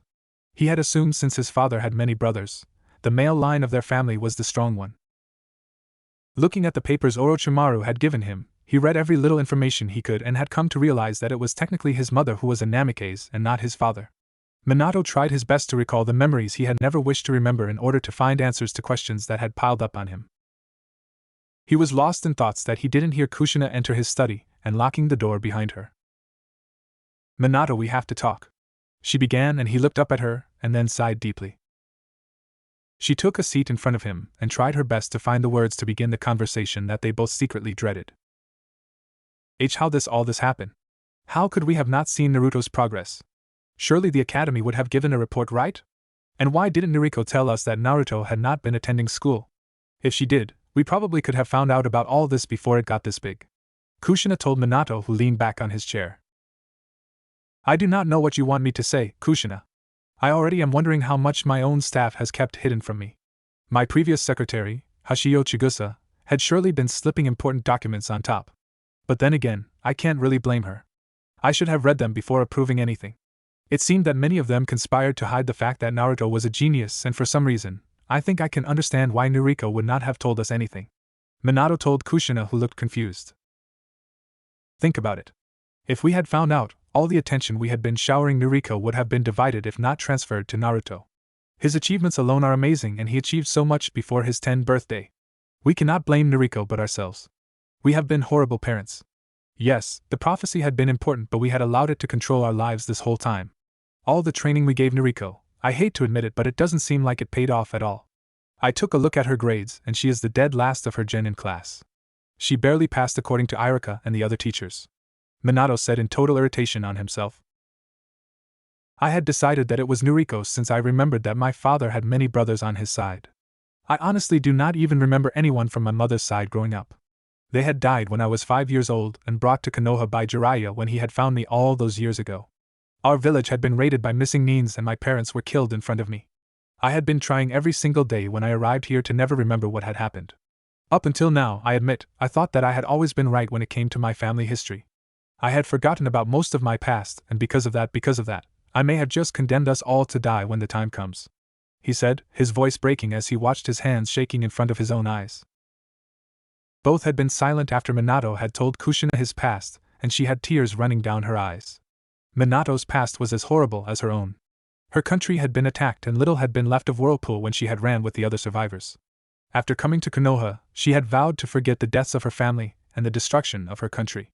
It had just been so horrible that it took her more than 4 years to forget about the memories and nightmares. The long silence seemed to stretch for so long. Neither Minato or Kushina had the nerve break the growing silence, but they also knew that one of them had to speak once more. "And what of Nariko now? Minato, our daughter had always been our priority, and from how she treated the news, I do not even want to imagine how she would be when Naruto returns from the hospital. I had given her so much, I know that and you know that. We have trained, taught, and provided her with everything we possibly could, but it seems like none of it brought forth any result, not even the slightest, if she is the last of her batch." Kushina's voice expressed worry and fear for her children and the future of their family. Minato still had not spoken at all, but Kushina gave him time to think. It was shocking to know how different their son was from their daughter, and how far he had already gotten in life without them knowing until now. The mere fact that Naruto had managed to secure his rank and kept it hidden from them, Kushina wondered just what else Naruto could do. "I understand your concerns, Kushina. I really do, which leads me to question many things right now. One of them would be Naruto's other abilities and skills. I know what is written, but it can't be just that. Another would be who else has been helping Naruto hide all this. And Nariko, I question if she really is ready for the life of a shinobi. We have not disciplined her well enough if her outbursts and tantrums have anything to say about it. The maturity I see in Naruto, I cannot see it in Nariko, Kushina." Not even a sliver of it. Minato sighed in defeat, and Kushina knew from the tone of his voice that the conversation was over for the time being. She sighed as well as she stood up and left the office, feeling more burdened than before. She had come to her husband to seek answers, but she had left with even more questions than before. Thinking back on what Minato had spoken about their daughter, Kushina had to agree, even if it pained her to do so. Nariko was her child and they had given her everything they could give, but it seemed that they had not given her everything. They had failed to discipline Nariko and teach her manners and respect. And now, it was showing how little they really have taught her about the more important lessons in life. Kushina couldn't help but ask herself as well, was Nariko really ready for the life of a shinobi? The days went by and the couple tried their best to get to know their son, who obviously was very wary of them still. It seemed like no matter what they do, they could never have their son the way they wished. Orochimaru had come around, which made Naruto smile at the man as he was checked over. They had talked about the man's travels and Naruto told him stories about his missions, without the details, and the exams, which pained the couple when they listened. Sasuke, Shikamaru, Shino, and Niji visited every day with Itachi, Iruka, Kakashi, Gai, Ibiki, Enko, Genma, and Yugao. Even Niji's teammates visited as well as Shikamaru's. However, when Kiba had visited, Sasuke was inches away from killing the Inuzuka for outright saying that Naruto was careless for thinking that he could take a missing Nin by himself.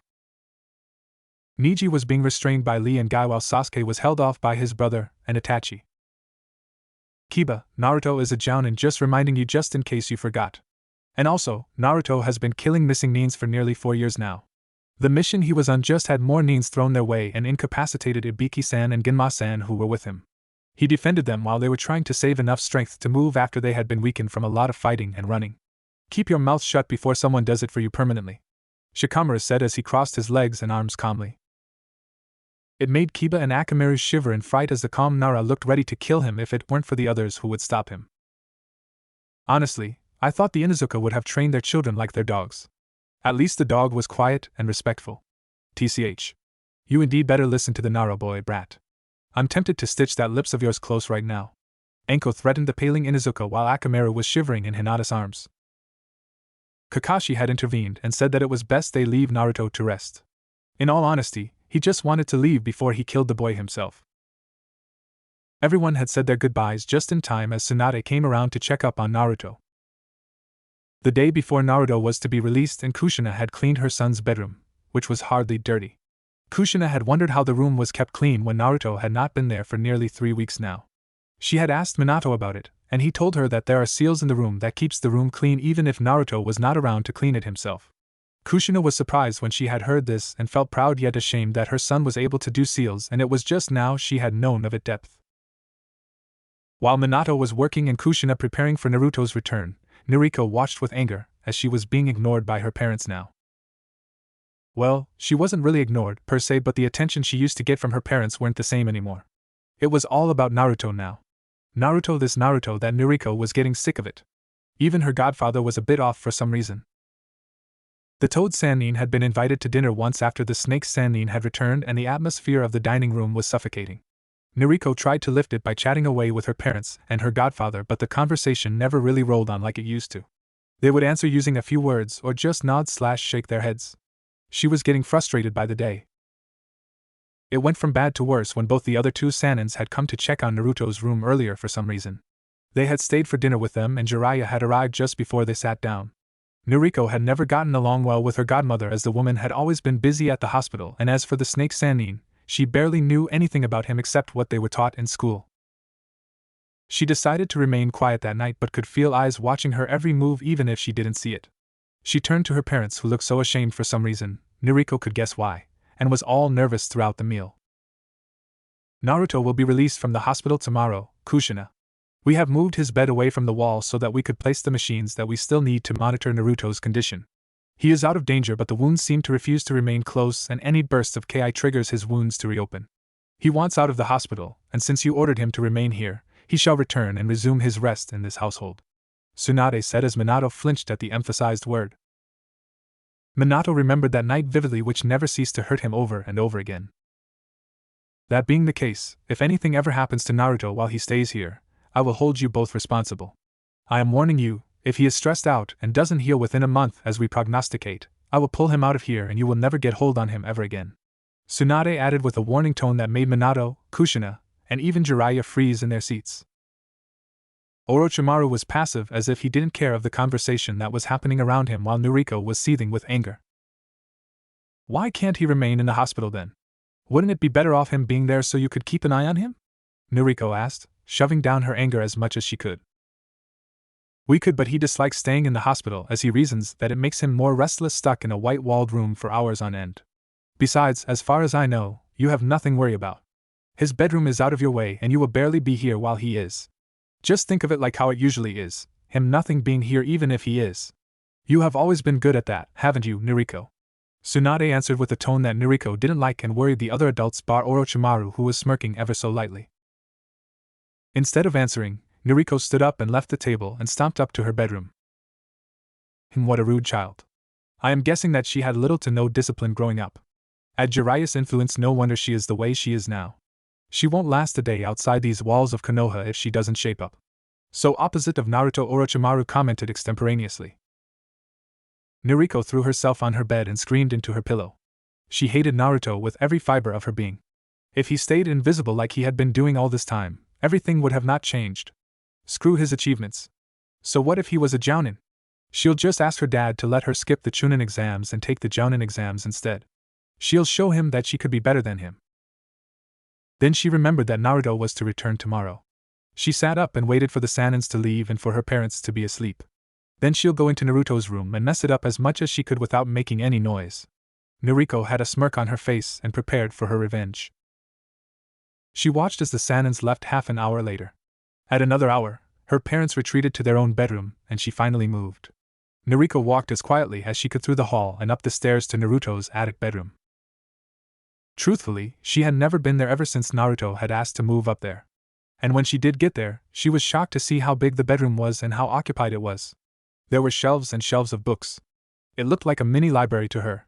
The whole place was bigger than her own bedroom, which annoyed her first and foremost. She proceeded to find the bed and saw it near the window. There were machines set up, which she decided to leave untouched, to not earn the ire of the snake and slug Sanins, of course, a study table, and a medium-sized kotatsu a few feet away. She decided to mess the library first and leave the bed area last. Noriko took out a kunai, and as she was about to grab one of the books on the shelf, she was zapped by lightning, making her yelp and drop her kunai on the floor. Her hand had obvious first-degree burns, and the sleeve of her shirt was seared. Noriko cradled her hand in pain as she tried her best not to make any more noise lest her parents wake up and look for her. She was no craven, but for some reason, Naruto had made sure that even when he wasn't around, his bedroom would be protected. It made Noriko wonder just what else Naruto did within the confines of his bedroom to keep it secured. She stood up and went to the bed area, having grabbed her kunai with her other hand, throwing the weapon on the bed, which bounced up and lodged itself on the ceiling. Noriko's eyes widened. The hell? Even the bed was protected? She decided that it would be in her best interest to just leave, so she did, totally forgetting the kunai. The next day, Noriko woke up and bandaged her hand as best as she could. She had no healing jutsus in her arsenal, so she had to wait until she got a nurse to look at her wound. The thought about going to the hospital was saddening, as she knew most, if not all, the nurses hated her, as well as the doctors. When she got down to the dining room, the house was quiet. Too quiet. Noriko entered the kitchen and saw a plate of food on the table. Her dad must have left early, and it seemed like her mom wasn't around too. Noriko. I prepared your breakfast, left it for you when you wake up. I had to rush to the hospital to help with Naruto. His coming home today. Your father left earlier to finish his paperwork so he could come home early and have tomorrow off. Love. Mom. Noriko was more annoyed than before. Her mom had gone off to care for Naruto since he was coming home. Ugh. Really? What's so great about him anyway? Take away the titles and rank, and what is he? She yelled out. Rich, handsome, charismatic, genius, and a leader, answered Sasuke, who was standing behind her. Noriko jumped in fright as she saw her teammate there. Sakura had just arrived and stood beside the Uchiha. What are you two doing here? Noriko asked, looking at Sakura mostly. Kakashi-sensei sent us to fetch you.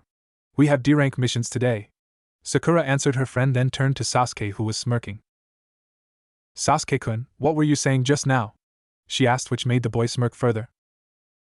The useless one asked what Naruto was without the Jounin title and rank. So I answered, rich, handsome, charismatic, genius, and a leader which he is since he had already led a team of Jounins and Shunins before. He is rich on his own right aside from the fact that he has his share of inheritance from the Hokage. Naruto could buy the Uchiha district in a year or two if he wanted to. His missions pay him so much, not including the bonuses he receives from his clients for excellent work. Sasuke bragged, which made Nariko huffed in anger. It was now obvious to Sakura that Sasuke was making Nariko angry by rattling off Naruto's achievements to her face. If Nariko wasn't her friend, she would have snickered a bit. But she didn't show any emotion and just sighed. She had come to realize that being on the same team as Sasuke wasn't as great as she thought it would be. Sasuke wasn't mean, but he would often point out her and Nariko's mistakes, tell them how useless and a burden they were during tasks, and irritate Nariko as much as he could every single day by speaking of Naruto out loud. Now that Sakura paid more close attention to her surroundings, she had noticed how Nariko wasn't as popular to the adults as she was to their class, well, to Ino, Kiba, and her at least. The rest of their classmates had stayed away from their group and Naruto's group, not wanting to be caught in between. The adults would often whisper to each other and look at Nariko and shake their heads, as if she had done something wrong. The Chunins at the mission office also glared and sneered whenever they were there for D-ranks. And even those Chunins would tell Sasuke out loud about Naruto's previous missions when Nariko was within earshot. Sasuke smirked and turned to walk out the house. Hurry up. I want to finish the list of D-ranks in order to help Naruto home later. He called out, which just blew Nariko's top.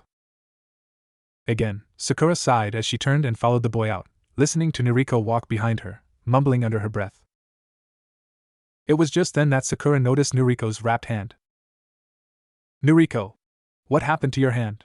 She cried out, making Sasuke turn to look at them. Sasuke walked to them and grabbed Nariko's arm, pulling the bandage off. He then smirked before laughing as he released Nariko's hand. I know that burn. That's a first-degree burn from a lightning jutsu. And I'm pretty sure I know how you got zapped, airhead. Sasuke said as he turned once more and walked ahead of them, leaving a confused Sakura and an angrier Nariko. Nariko bandaged her hand as quick as she could and turned to Sakura. But out, Sakura! She yelled and walked ahead, making Sakura angry. Well, sorry for being worried about my friend then. Sakura shouted back and stomped past Nariko and caught up to Sasuke. Their Jounin sensei was waiting outside the mission office when they arrived. Kakashi eyed the three, seeing Nariko's arm, and turned to Sasuke with a raised brow. 5 words, first-degree burns, lightning jutsu. Sasuke answered the unspoken question with a smirk. Kakashi eyed Nariko, who squirmed on her spot before turning to open the door and enter the office. They got 18 D-rank missions and Kakashi dividing them into 3, each having 6 D-rank missions. Alright, all 3 of you will do the tasks in your list. If you finish a task, proceed to the next one. If you can finish your tasks, proceed to report them in, receive your payment, and dismiss yourselves. I'll be checking up on you 3 when you least expect it, so don't stack off and do your jobs. He said as he handed them a list of tasks and turning to Nariko. Head to the hospital and have you burn healed before you start your tasks. It will slow you down if you're injured. He added before he shined out the office. Sasuke didn't even argue and left as fast as he could as well. He already planned to be quick as he could so he could help out Naruto when he would be leaving the hospital. Nariko, however, sneered as she watched the leaves fall on the floor. She already knew that their sensei was going to be at the hospital, hanging out with her brother. The thought alone frustrated her more before she left the office, not speaking to her friend at all. Nariko was not in the mood and the thought of Naruto just made her even more angry. Sakura, who was left alone, decided to reevaluate her goals and plans, including her friendship with Namikaze Nariko. Ever since Naruto's Jounin rank was revealed, Nariko had become distant, easily irritated, and, to quote Nara, very troublesome. She left the office and concluded that she ought to finish her tasks first, then reevaluate everything. The whole day had passed on in a blur and Sasuke had finished his tasks in record time. He received his payment and went straight to the hospital and just caught up with the others who waved and greeted him. As they entered Naruto's room, their friend was sitting up and smiling a bit at them. Hey, you guys came? He greeted them. Of course we came, dope, Sasuke said with a slight pout that he would deny later on if asked. The others laughed a bit before spreading out the room and packing up the things that had been brought for Naruto's use. Kushina had been packing the clothes when the rest had arrived and no one really spoke to her after politely greeting the Hokage's wife. Naruto's friends still were wary about the couple when it came to Naruto's person, since they had known for a long time now that the couple had been neglecting their son. Tsunade had arrived with Orochimaru, finding everyone waiting around the room for them to give the signal of Naruto's release. I told you, didn't I? Tsunade said with a smirk on her face while Orochimaru shook his head and chuckled. Well, Naruto-kun, you are released from hospital confines, but the man began and everyone listened in. You will remain in bed for 2 weeks until we say you can move about on your own. Your injuries have yet to fully close up, and until then, no jutsus, no strenuous activities, no stress of any form, or we will bring you back here again until you fully heal. Is that understood? Orochimaru spoke seriously and Naruto sighed. Yes, I fully understand. I'm sure with everyone's help I'll be able to avoid all those as much as possible, Naruto said with a smirk, and everyone else smiled at him. We'll be coming along with you to your house so we can place the machines on you to monitor your progress. Your legs won't be able to support you since we have numbed them for you not to feel the pain of your strained muscles. Your arms can move, but like Orochimaru warned you, you cannot strain yourself or even your arms will inflict pain on you, making your healing longer than it should, Tsunade said as Guy came in with a wheelchair, which made Naruto sigh. Do I really have to ride that? He asked with made the people smirk. It's either that or Guy or Ibiki carrying you home bridal style, Tsunade answered, which made Naruto shake his head instantly and the others laugh. Fine then, stupid wheelchair. Naruto resigned himself and mumbled the last part. Orochimaru himself moved and carried the grumbling patient and set him gently on the wheelchair. I'll push it myself. Who knows what you all might think of doing? Tsunade killed everyone's silent desire to be the one to wheel Naruto out the hospital. When they reached the ground floor, everyone saw Minato dismissing a few ANBU, and Naruto raised a brow when he noticed the weasel, cat, and dog masks. Now that he was looking around, Yugao, Itachi, and Kakashi weren't there. He chuckled to himself as he knew that the three were assigned to keep watch as they walked towards the Hokage's manor. Naruto had ceased calling it home since he never really felt that it was home. The Aburame, Hyuga, Nara, and Uchiha compounds were more of home than the Hokage's manor. Hell, even Guy, Ibiki, Kakashi, Anko, Yugao, and Iruka's apartments were home to Naruto than his own. As the group made their way, the people around looked at them and waved at Naruto, who smiled and waved back. One of the old ladies Naruto had helped a few times came close and gave him a bunch of flowers and a basket of fresh bread. Get well soon, Naruto-kun. We miss having you over for afternoon tea, she told him as the other old ladies waved at him. I will, Nanami-san, he replied and smiled at the old ladies before the group moved on. When they were a great deal away from the women, Orochimaru smirked as he turned to Naruto. So, in your busy schedule, you still find the time to have tea and chat with the old ladies, Naruto-kun? He asked while the others snickered and Naruto blushed. Well, Nanami-san and the others have always been kind to me whenever I did D-ranks for them. I would finish early and they would invite me to tea and biscuits. Whenever I take breaks from higher-ranking missions using D-ranks, I would always make sure that I do a few tasks for them. They had taken care of me many times before, and spending an hour or two with them isn't that hard, Naruto said with a soft tone which made the others smile and shake their heads. Despite everything else, Naruto was still had his kind and gentle side. Kushina and Minato smiled sadly as they listened to their son speak of others caring for him when they couldn't have done so. Well, since you're in a wheelchair at the moment, you'll fit right in with them, teased Sasuke, and the others chuckled/snickered while Naruto huffed. Just because my legs are a bit debile at the moment, it does not mean that I'm old and would fit in as you put it, Sasuke, Naruto retorted, and the group laughed again. The Namikaze couple just chuckled awkwardly. When they reached the Namikaze manor, they all saw Noriko, who was with Ino and Sakura, which made Shikamaru and Sasuke groan. Noriko eyed her brother before huffing and entering the gates with the two girls right behind her. The whole group didn't even bat an eyelash and just proceeded to enter. After reaching the living room, Orochimaru and Tsunade had went up ahead to start the machines first before hooking them up on Naruto. Minato, Kushina, and Guy, Ibiki had gone up with the two senins as well. So, dearest brother, how does it feel to be home? Noriko inquired as she sneered at Naruto, who rolled his eyes. Correction, this isn't my home, honorable daughter. Secondly, being alive after a mission outside Konoha, facing dangerous needs, fighting them, and surviving, I feel very blessed. Though I can't say the same thing for an analyst such as yourself. I highly doubt you'd last an hour outside the walls with you being the dead last of your batch, Naruto taunted back. Anko couldn't help but laugh at what Naruto said. The rest who understood what Naruto had called Noriko had laughed as well. Only Noriko and Ino were in the dark as what Naruto meant by that one word he had used. What did you just call me? Noriko hissed, but Naruto smirked. Chill out, Namikaze, I know you didn't even understand what the word I called you was, so you can't really get mad, now can you? And take that supercilious look off your face. You have neither skill nor talent to back it up, so stop pretending to be something you're not. We both know your brain doesn't even have the cells to rub together. Naruto told her, which caused Anko and the other to laugh/snicker once more.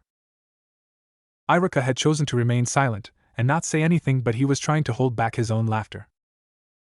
Sakura, who knew the meaning of the names Naruto called Noriko, bit her own tongue to not laugh at her friend, while Ino remained confused.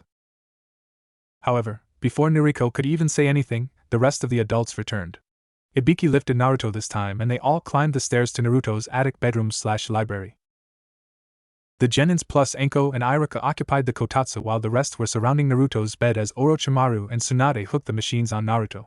The boy in question had sighed for a moment before looking up and smirking. He turned to look at Noriko, who was by the door of the room.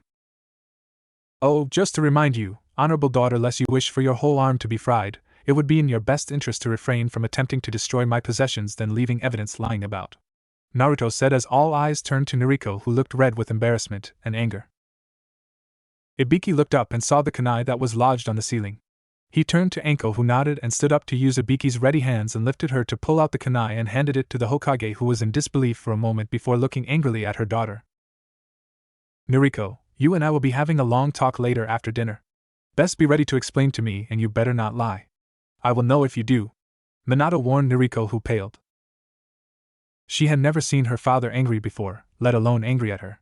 Noriko turned to look at her mother, only to see that she too was angry and disappointed at her as well. Noriko swallowed and nodded before proceeding to leave the room. "Do not leave the house. You will stay in your room until we call you for dinner. Do not even attempt to escape. I will be very disappointed if you do," Minato added before he turned to look at Tsunade, who had hooked the last wires of sorts that monitors Naruto's heart and pulse rate. Yes, disciplining Noriko would just be one of the changes they needed to do. Noriko, who had staggered back down to the second floor, had paled even more.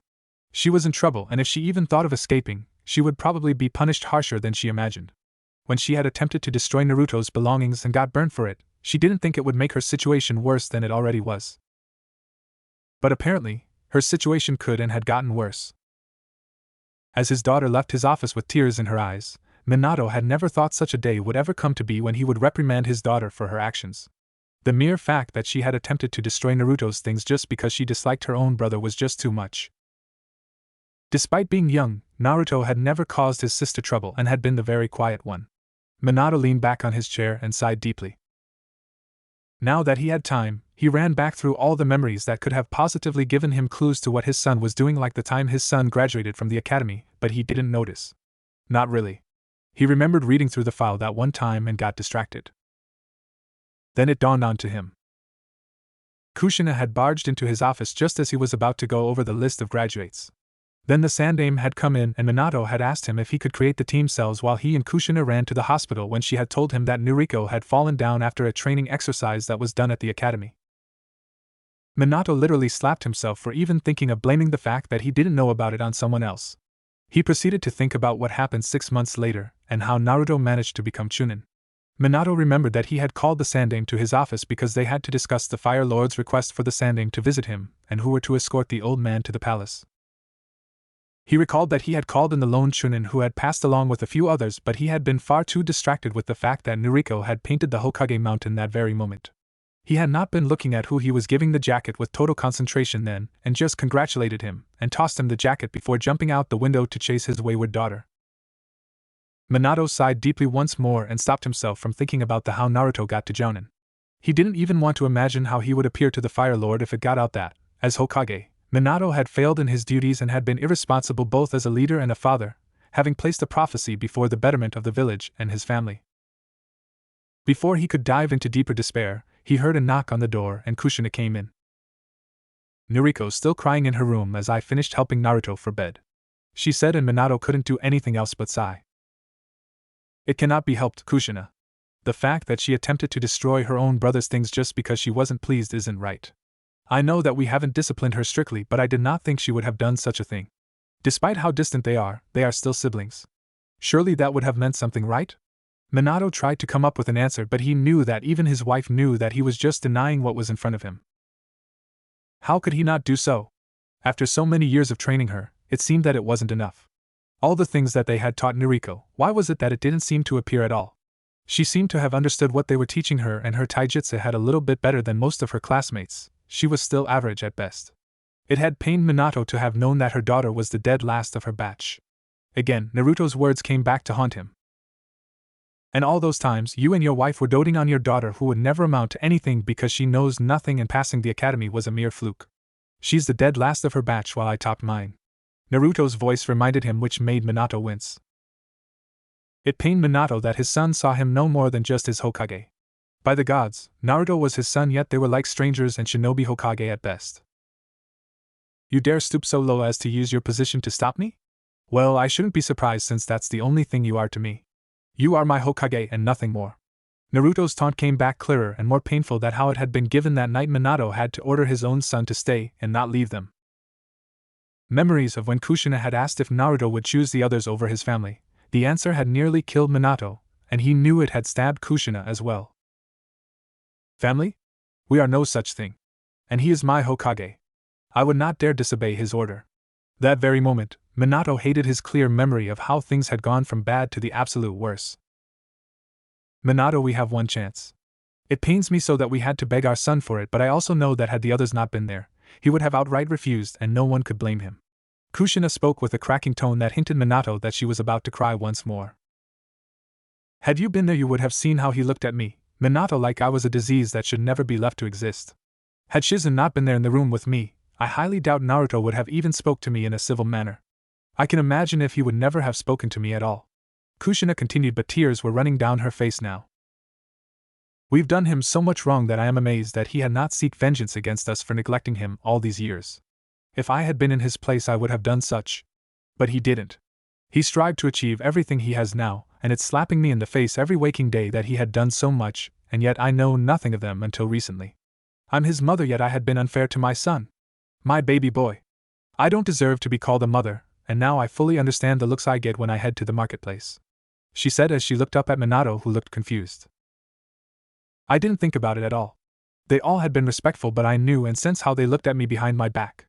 Whenever I was out and with Noriko, how they watched with disgust and pity at me. It was all because of my inability of being a mother to my son. How could I have forgotten that I gave birth to 2 children? She cried out, and Minato looked just as guilty as his wife. In some sense, it was his fault as well. Had he not singled out his daughter, none of this would have happened. He wouldn't have lost his son and probably the right gifted child. There was no denying it. Naruto was skilled, intelligent, and his achievements alone gave so much proof against Minato's claim that Noriko was the child of the prophecy. But as this is already here, we cannot also just leave Noriko and focus our attention on Naruto. He gave us one chance, and there are so much that could go wrong. Should we lose that chance, we might lose our daughter as well. Kushina, we have to tread carefully. This isn't about the prophecy anymore, not really. This should be about gaining back our son and having our family together, Minato told her. Kushina had to slowly swallow what she had just been told. Of course, many things could go wrong before their Khan could really forgive them. Kushina doubted that Naruto could really forgive them, but she still hoped. Minato was also right that they could not ignore Noriko while making it up to Naruto.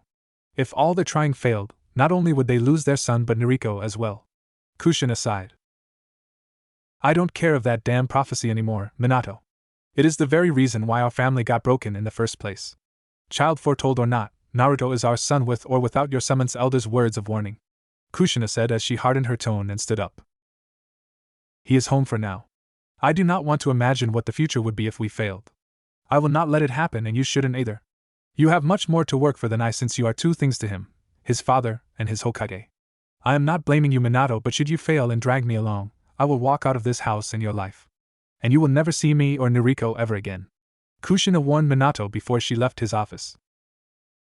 Minato sat there, a chill running up and down his spine as soon his wife finished threatening him. He knew she was right and that he had more to make up for than her. And that being said, Minato had to think of a plan of how to even approach his son. Like Kushina said, prophecy or no, Naruto was his son. And he'd do just about everything to bring his family whole. It had been only a week since he had returned to the Namikaze household. His friends had been there every day in between their D-ranks and training. Sasuke complained about how irritating Sakura still was and how even more useless Noriko had become after the revelation of Naruto's true strength. Shikamaru had sighed and shared how Ino wouldn't stop talking about Naruto, and how shocked she still was that he wasn't the same person she had been led to believe. Chuji, according to Shikamaru, was glad for everything Naruto had achieved, which made Naruto feel pleased. Shino shrugged and briefly shared how Kiba had changed from the annoying genin he was to now. Whatever Kurenai and Sum had done to the boy, it worked. And Niji had little to no complaints except for how Rock Lee kept challenging him whenever the opportunity came. Tsunade and Orochimaru had come during lunch as well to check on Naruto's adjustment. Shizen had busied herself with helping make Naruto's lunch with Kushina. Iruka mostly spent his lunch breaks with Naruto and everyone else. He had been tasked by Anko and Ibiki to bring Naruto a bottle of the apple juice the blonde enjoyed since they had work to do and couldn't join them for lunch. Yugao was out on a mission still, and Kakashi had been called to the ANBU HQ more frequently than before. "You're healing better than you were in the hospital, Naruto-kun. Keep it up and you'll be able to move around before the month is over. Just remember, no," Orochimaru stopped as Naruto interrupted. "Using of chakra, no Ki leakage, and absolutely no sudden and strenuous exercise." "I know, Maruji-san." Naruto sighed deeply in forced acceptance while the rest chuckled. "Just making sure," the man said with an amused smirk on his face before turning to Tsunade, and both nodded and said their goodbyes to head back to the hospital. Kushina then came with Minato and Shizen behind her, bringing trays of foods for Naruto and everyone else. Iruka had instantly stood up and took the tray from the Hokage. They all settled down around the table while the couple sat on Naruto's bed and fed him. "Tsunade-bachan told us you were healing quicker, Naruto. I'm glad," Kushina said as she placed Naruto's tray before him, and he bowed a bit before taking his fork and spoon. It had been awkward, and Naruto had been contemplating on whether or not he really could forgive them to an extent. The chance he had given them had actually been because of everyone else being there, and he couldn't just shut them out. Naruto was still wary of them, and his instincts warned him that there was something they weren't tell him. Yes, they seemed to want to make up for the years of neglect, but nothing and absolutely nothing could ever make him forgive or just forget so easily. He had suffered mentally and emotionally, and that had scarred him for life. The couple tried their best to converse with Naruto and the others. They mentally took notes when they hear something about their son that they didn't know about. It still pained them, of course, that they had to learn it from others, but there was no other way. Also, much to Kushina and Minato's disappointment, Noriko had taken to having lunch and most of the day with Sakura and Ino.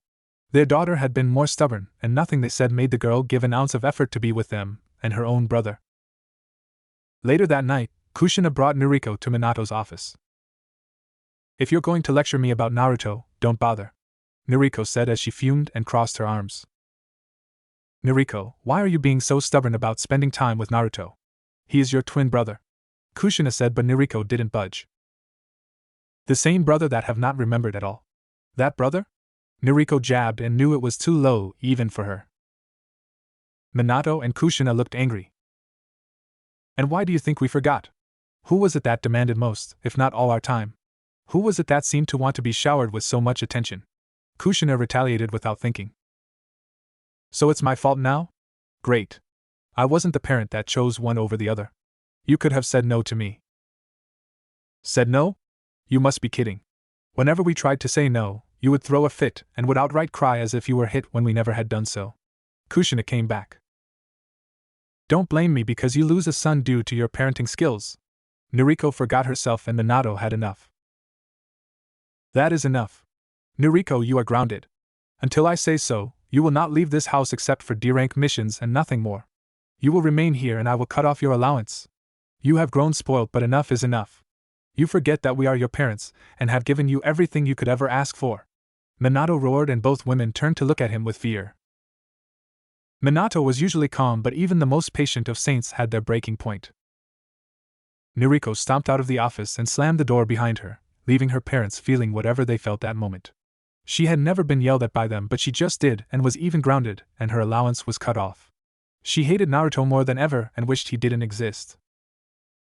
"This is all your fault," she yelled when she got to Naruto's room. Naruto was reading when she stormed him, and he raised a brow. "What did I do now? As you can see, I'm currently confined to my bed and haven't left it since I came here. What could I possibly have done from here?" he asked her with a sarcastic tone dripping from every word. "If it weren't for you and your achievements, none of this would have happened," she told him angrily. "Hey, you can't blame me for achieving all that I have now. You should blame your father for poking his nose into my business. I had been able to work well without him knowing until the day he demanded to see my files. It wasn't my fault that he was slapped with the harsh truth that he didn't have an ounce of knowledge of what I have been doing. You have helped really. Your constant nagging and hassling him during his work hours managed to distract him long enough to not pay attention to what he was signing and stamping. Naruto told her with a smug look on his face. Did you know that had he not known about my Jounin status, I would have been able to leave this house and he wouldn't have any idea until it's too late? Yes, had he not done anything to disrupt the flow of events, none of us would be in this position. You would have remained their favorite and only child while I live my life the way I wish it. By then, if they even notice, I would be old enough that they won't have power over me anymore. But until I turn 16, I am trapped here. Naruto added, and Nariko swallowed everything she was being told, despite her reluctance. I have a question, though we both know that you were trained even before we started the academy.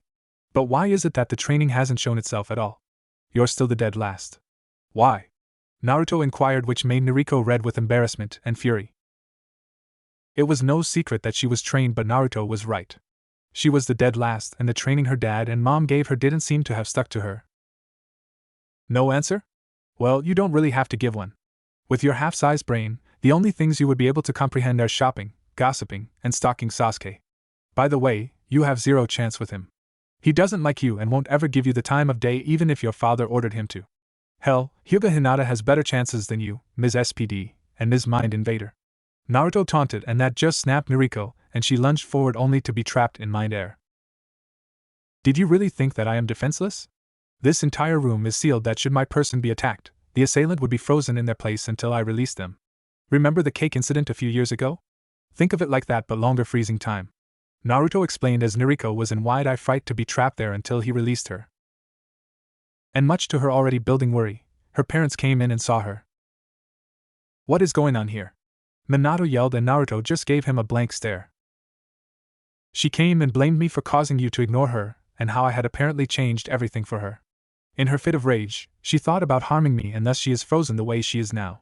My room is sealed that should I be attacked in my sleep, the attempt will not happen as the aggressor would be caught the way she did, Naruto said as he did a one-hand seal, and Nariko dropped on the solid floor with a huff. Kushina looked livid as she grabbed her daughter. It seems that you really aren't ready to be a kunoichi. Had you been ready, you would not have done this.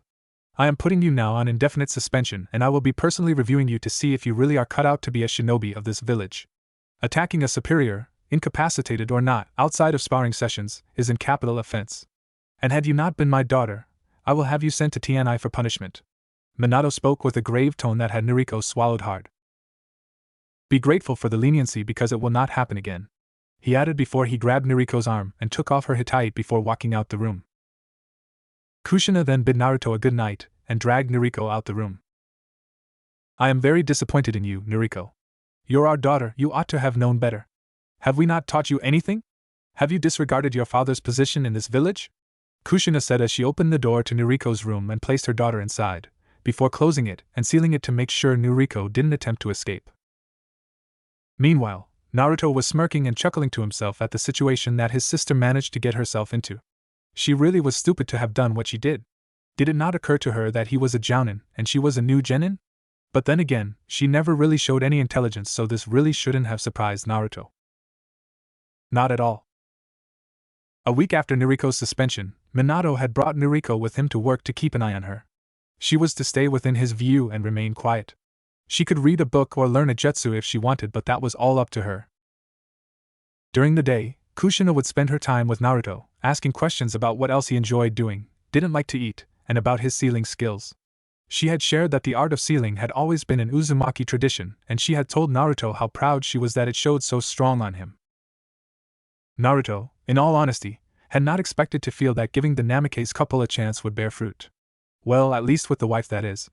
Namikaze Kushina had been patient and very absorbent whenever he answered her inquiries. She was very soft-spoken and did her best to accommodate her daily chores and give time for Naruto without burning out. The only worst thing about sealing is that one wrong mistake when it came to storage-type sealings is when too much chakra is used and reverse sealing happenings, Kushina said, and Naruto agreed. He remembered a time last year when he had taught Sasuke and Shino how to create their own storage scrolls. Both had gotten sucked into their scrolls in Niji, Shikamaru, and Naruto had laughed about for days. Kushina began to teach Naruto a few seals only the Uzumaki alone knew of. That decision alone paved way for her own relationship with her son to further move forward from where it was. Another week had passed and Naruto was cleared by his healers and given permission to move about.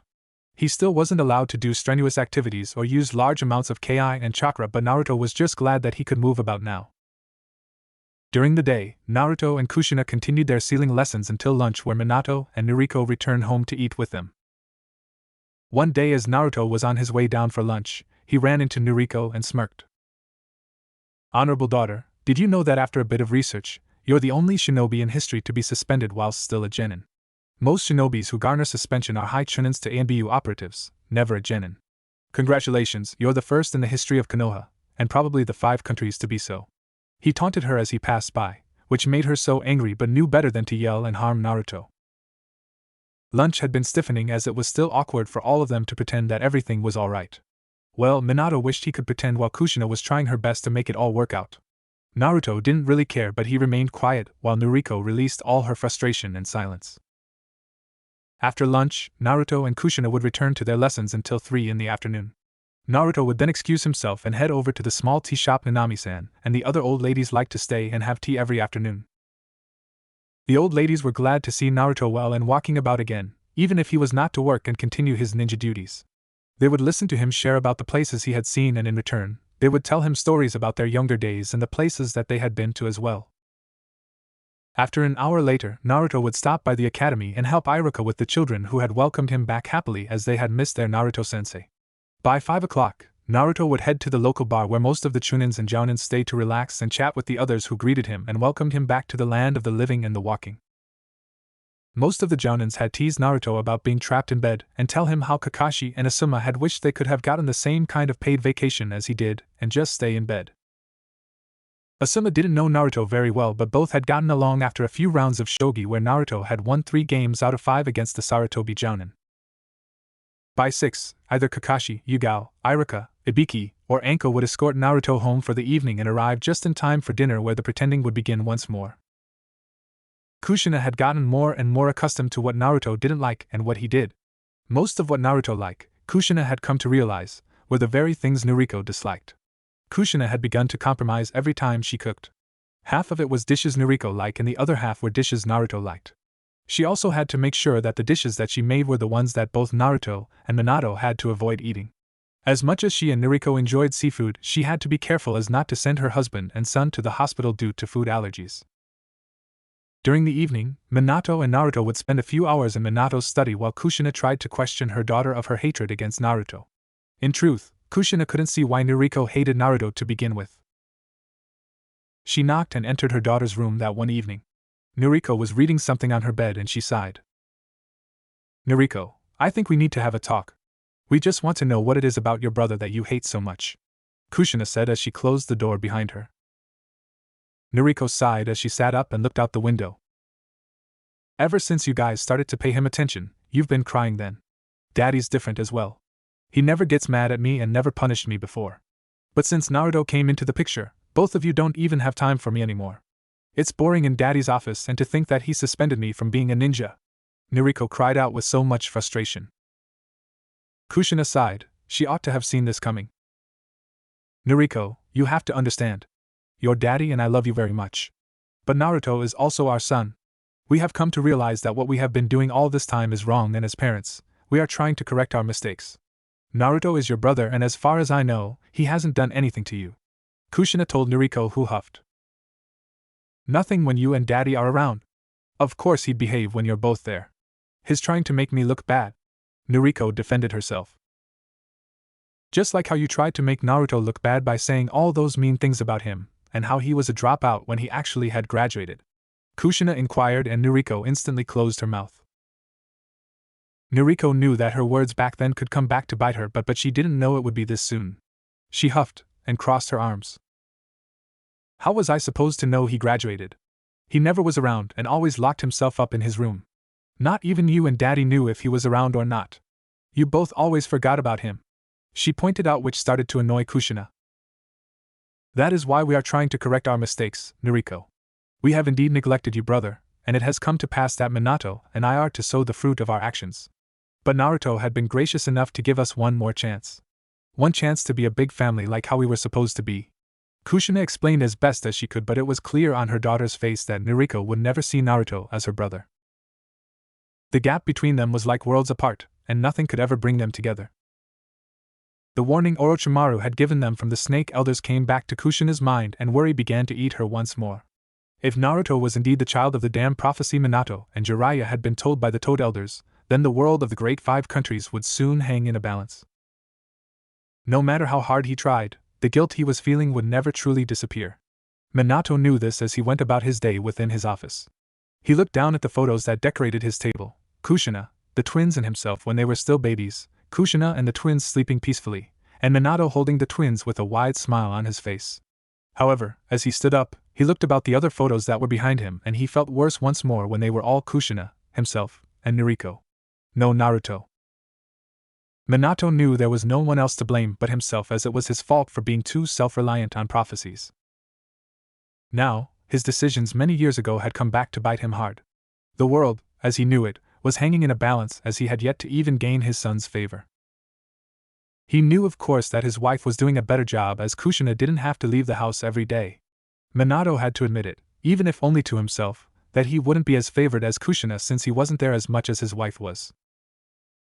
Which brought him to his sudden idea. Iruka-san, please cancel everything I have for the whole weekend. I will be going home for lunch and will return on Monday, he said, and didn't even wait for the Chunin to say anything else before flashing out the office. Iruka sighed as he rubbed his temple in annoyance. Just because the man was Hokage didn't mean he could skive off work. The scarred man just shook his head and went to push back all the Hokage's schedule to next week, as it was already clear that the man wasn't going to be working the whole weekend. Naruto was reading a book in his room as his mother had gone out to shop for dinner. They had an early lunch so the woman could do her tasks and return home early and spend an hour or two with him before having to prepare for dinner. He was still confined to his bed, but it was getting better as the days went by. It had been 3 weeks since he had been returned to the Hokage's manor, and both his medics, Tsunade and Orochimaru, had been pleased with his progress. With not using his chakra and having plenty of rest, they had told him that he was healing faster than he did when he was staying at the hospital. Naruto had snorted then and explained that staying there would have made recovering longer, as it reminded him that he needed medical help due to his last mission that could have been his last. He was lost in his thoughts that he almost didn't hear the yondaime knock on his door. Naruto looked up from the book he had in his hands and blinked. Yes? Minato shifted on the spot and sighed. I came by to see how you are doing today. I took the weekend off as well. I thought, why not use it to stay at home from time to time? It isn't like the end of the world, right? He tried to joke to ease the tension. The man didn't know how to act around his own son, as he and his wife had missed a lot of years thanks to their stupidity in believing that pouring their attention to the one that needed them most would be understandable, since they thought that Noriko was the prophecy child. Orochimaru's findings that it wasn't Noriko but Naruto, it had made all those years of neglect look like intentional and now useless. Add the fact that during said years, Naruto was higher in rank than Noriko, had more skill than her, more intelligent, and had the respect and admiration of his fellow shinobi as well. Minato didn't like to compare, but it couldn't be helped since there was so much difference between the two that it was practically a sin to mistake Noriko for Naruto. I am doing well, thank you. Orochimaru-sama and Tsunade-bachan are doing everything they can to get me back on my feet. Naruto had told the man that he once thought as his father. Yes, he had given them a chance, but he wasn't going to place all hope on it because he could already feel that they would fail for some odd reason, and that would be the end of it. He didn't normally give second chances to people who did him wrong on the level the Namake's couple had done, but he had been pressured then, so he sucked it up and swallowed hard. I'm glad to hear that. You had done well protecting Ibiki and Ginma. To have held off your enemies alone and at a young age, it takes skill, talent, and experience to have done it so well that you all return alive. Minato praised Naruto and got a nod as a silent thank you. Was there anything else you needed? Naruto asked politely but with a tone that spoke of indifference. I was wondering, if you don't mind, that is, we could talk for a bit. You could tell me what you've been doing with Ibiki and the others. Kushina mentioned that you both talk when she comes and spends time with you, Minato answered, hoping and praying that his son would agree. Naruto looked at the man, assessing him for what seemed like a long time, but was merely seconds in reality, before he nodded. I don't mind. It's not like I have anywhere to be at the moment, Naruto replied, knowing well that he was trying just like his wife. Minato looked relieved and went into the room. He pulled out the chair and sat next to his son's bed. So what do you do at the TNI? I know it was on your file, but I wasn't able to read it all. It was kind of thick and my attention span isn't really that long. Minato asked as he chuckled in embarrassment and scratched the back of his head. Naruto rolled his eyes as he shook his head. Well, normally, Enko started the initial interrogation. She tries to get them to loosen up and gather as much information as she can before they either clam up or die from whatever injury they already had before being captured or from Enko. If they survive, then either Ibiki and I go next. Usually it's Ibiki who goes and I remain watching and note all information that he gathers. The few times I get to work instead of him, Naruto trails off a bit and shrugs. Minato moves forward, listening in silent anticipation of what his son was going to say next. Well, when I do get to work, I don't even have to really touch them like Enko does. I'm more like Ibiki. I use whatever information Enko had gathered and I continue from there. I'm into mind games and puzzles. Ibiki had taught me ways to gather information without having to even come into physical contact with the target. Just his appearance, habits, and even known history and abilities are enough to be used as weapons against them, Naruto said as he sighed. Minato leaned back and blinked like an owl. One Ibiki was scary enough for Konoha, but the man was training his son to be mini Ibiki?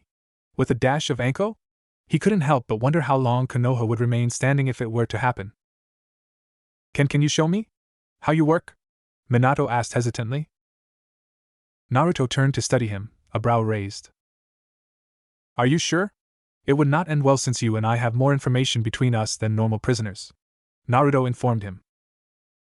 Inside, of course, Naruto wouldn't want to miss a free chance at hitting the yandere where it would hurt, but if the man was asking for it, who was Naruto to say no? Minato nodded as he swallowed hard. Naruto sighed and sat up straighter, silently analyzing the man before him. Namikaze Minato, Konoha's Yandere Hokage, also known as Konoha no Kiroi Senko, was placed under Jiraiya of the Sanin's team. Met your wife, Uzumaki Kushina, at a very young age when she had moved to Konoha just before the destruction of Whirlpool Country. Your best technique would be your Rasengan, which took 3 years to make, and your version of the Flying Thunder God technique, that came the Nidame Hokage, Senju Tobirama. Jiraiya had once mentioned that you were one shrewd person, not one to do anything without reason. When you had gotten a team, with was then named Team Minato, you had tried to do good by your team. You were given Hatake Kakashi, son of Hatake Tsukumo, Konoha's White Fang, Uchiha Obito, and Noira Rin. Naruto began and Minato had already swallowed hard, especially at the mention of a few names. Of course, everything had been going well even if you had to fight off many of Kakashi's attackers that were due to what his father was supposedly had done. None really had the decency to remember that Konoha valued teamwork above all else, and that to abandon your teammate in their time of need would put you on the same level as trash. But despite that, Team Minato flourished until the Battle of Kanobi Bridge, where you had transferred the mission to the newly turned Jounin, Kakashi. Of course, that particular mission had gone south, which led to the death of Uchiha Obito, and Kakashi gaining one of the eyes of the late Uchiha. He continued and Minato paled as he was reminded of that mission. The morning had been long. Both you and Kakashi had blamed yourselves for the death of Obito. And not too long after, Noira Rin too had died in the hand of Kakashi. One after another, Team Minato began to lose its members until all that was left were 2. Fast forward a few years later, you had married by then and were expecting children of your own. When Uzumaki Kushina had given birth to twins, a boy and a girl, you had been very pleased. However, what people didn't know was what kind of a father you truly are. Naruto's voice turned cold and Minato now regretted allowing Naruto to try and show his skills alone. The great Yandere Hokage was not as great as he appeared in public, of course. He had favored one child over the other, to the point that the other child had been all but forgotten. Both you and your wife had poured everything you had onto the one child that had not shown an ounce of ability despite the years of training and private teaching. While this was happening, the forgotten child had excelled, made a name for himself, and even had risen through the ranks. What the public also didn't know was that the Hokage himself had no idea that his own son had done so. That his son had carved a name for himself, nearly surpassing the once great name of Namikaze Minato. Naruto turned harsh, and narrowed his eyes at Minato, had tears running down his eyes. Naruto did not spare him any mercy and began tearing into him for anything and everything. And he had given him the permission to do so. So tell me, Hokage-sama, why does a man such as yourself, who prided himself with undying loyalty to his family and friends, abandon his own flesh and blood for the other child? Why did you favor one over the other?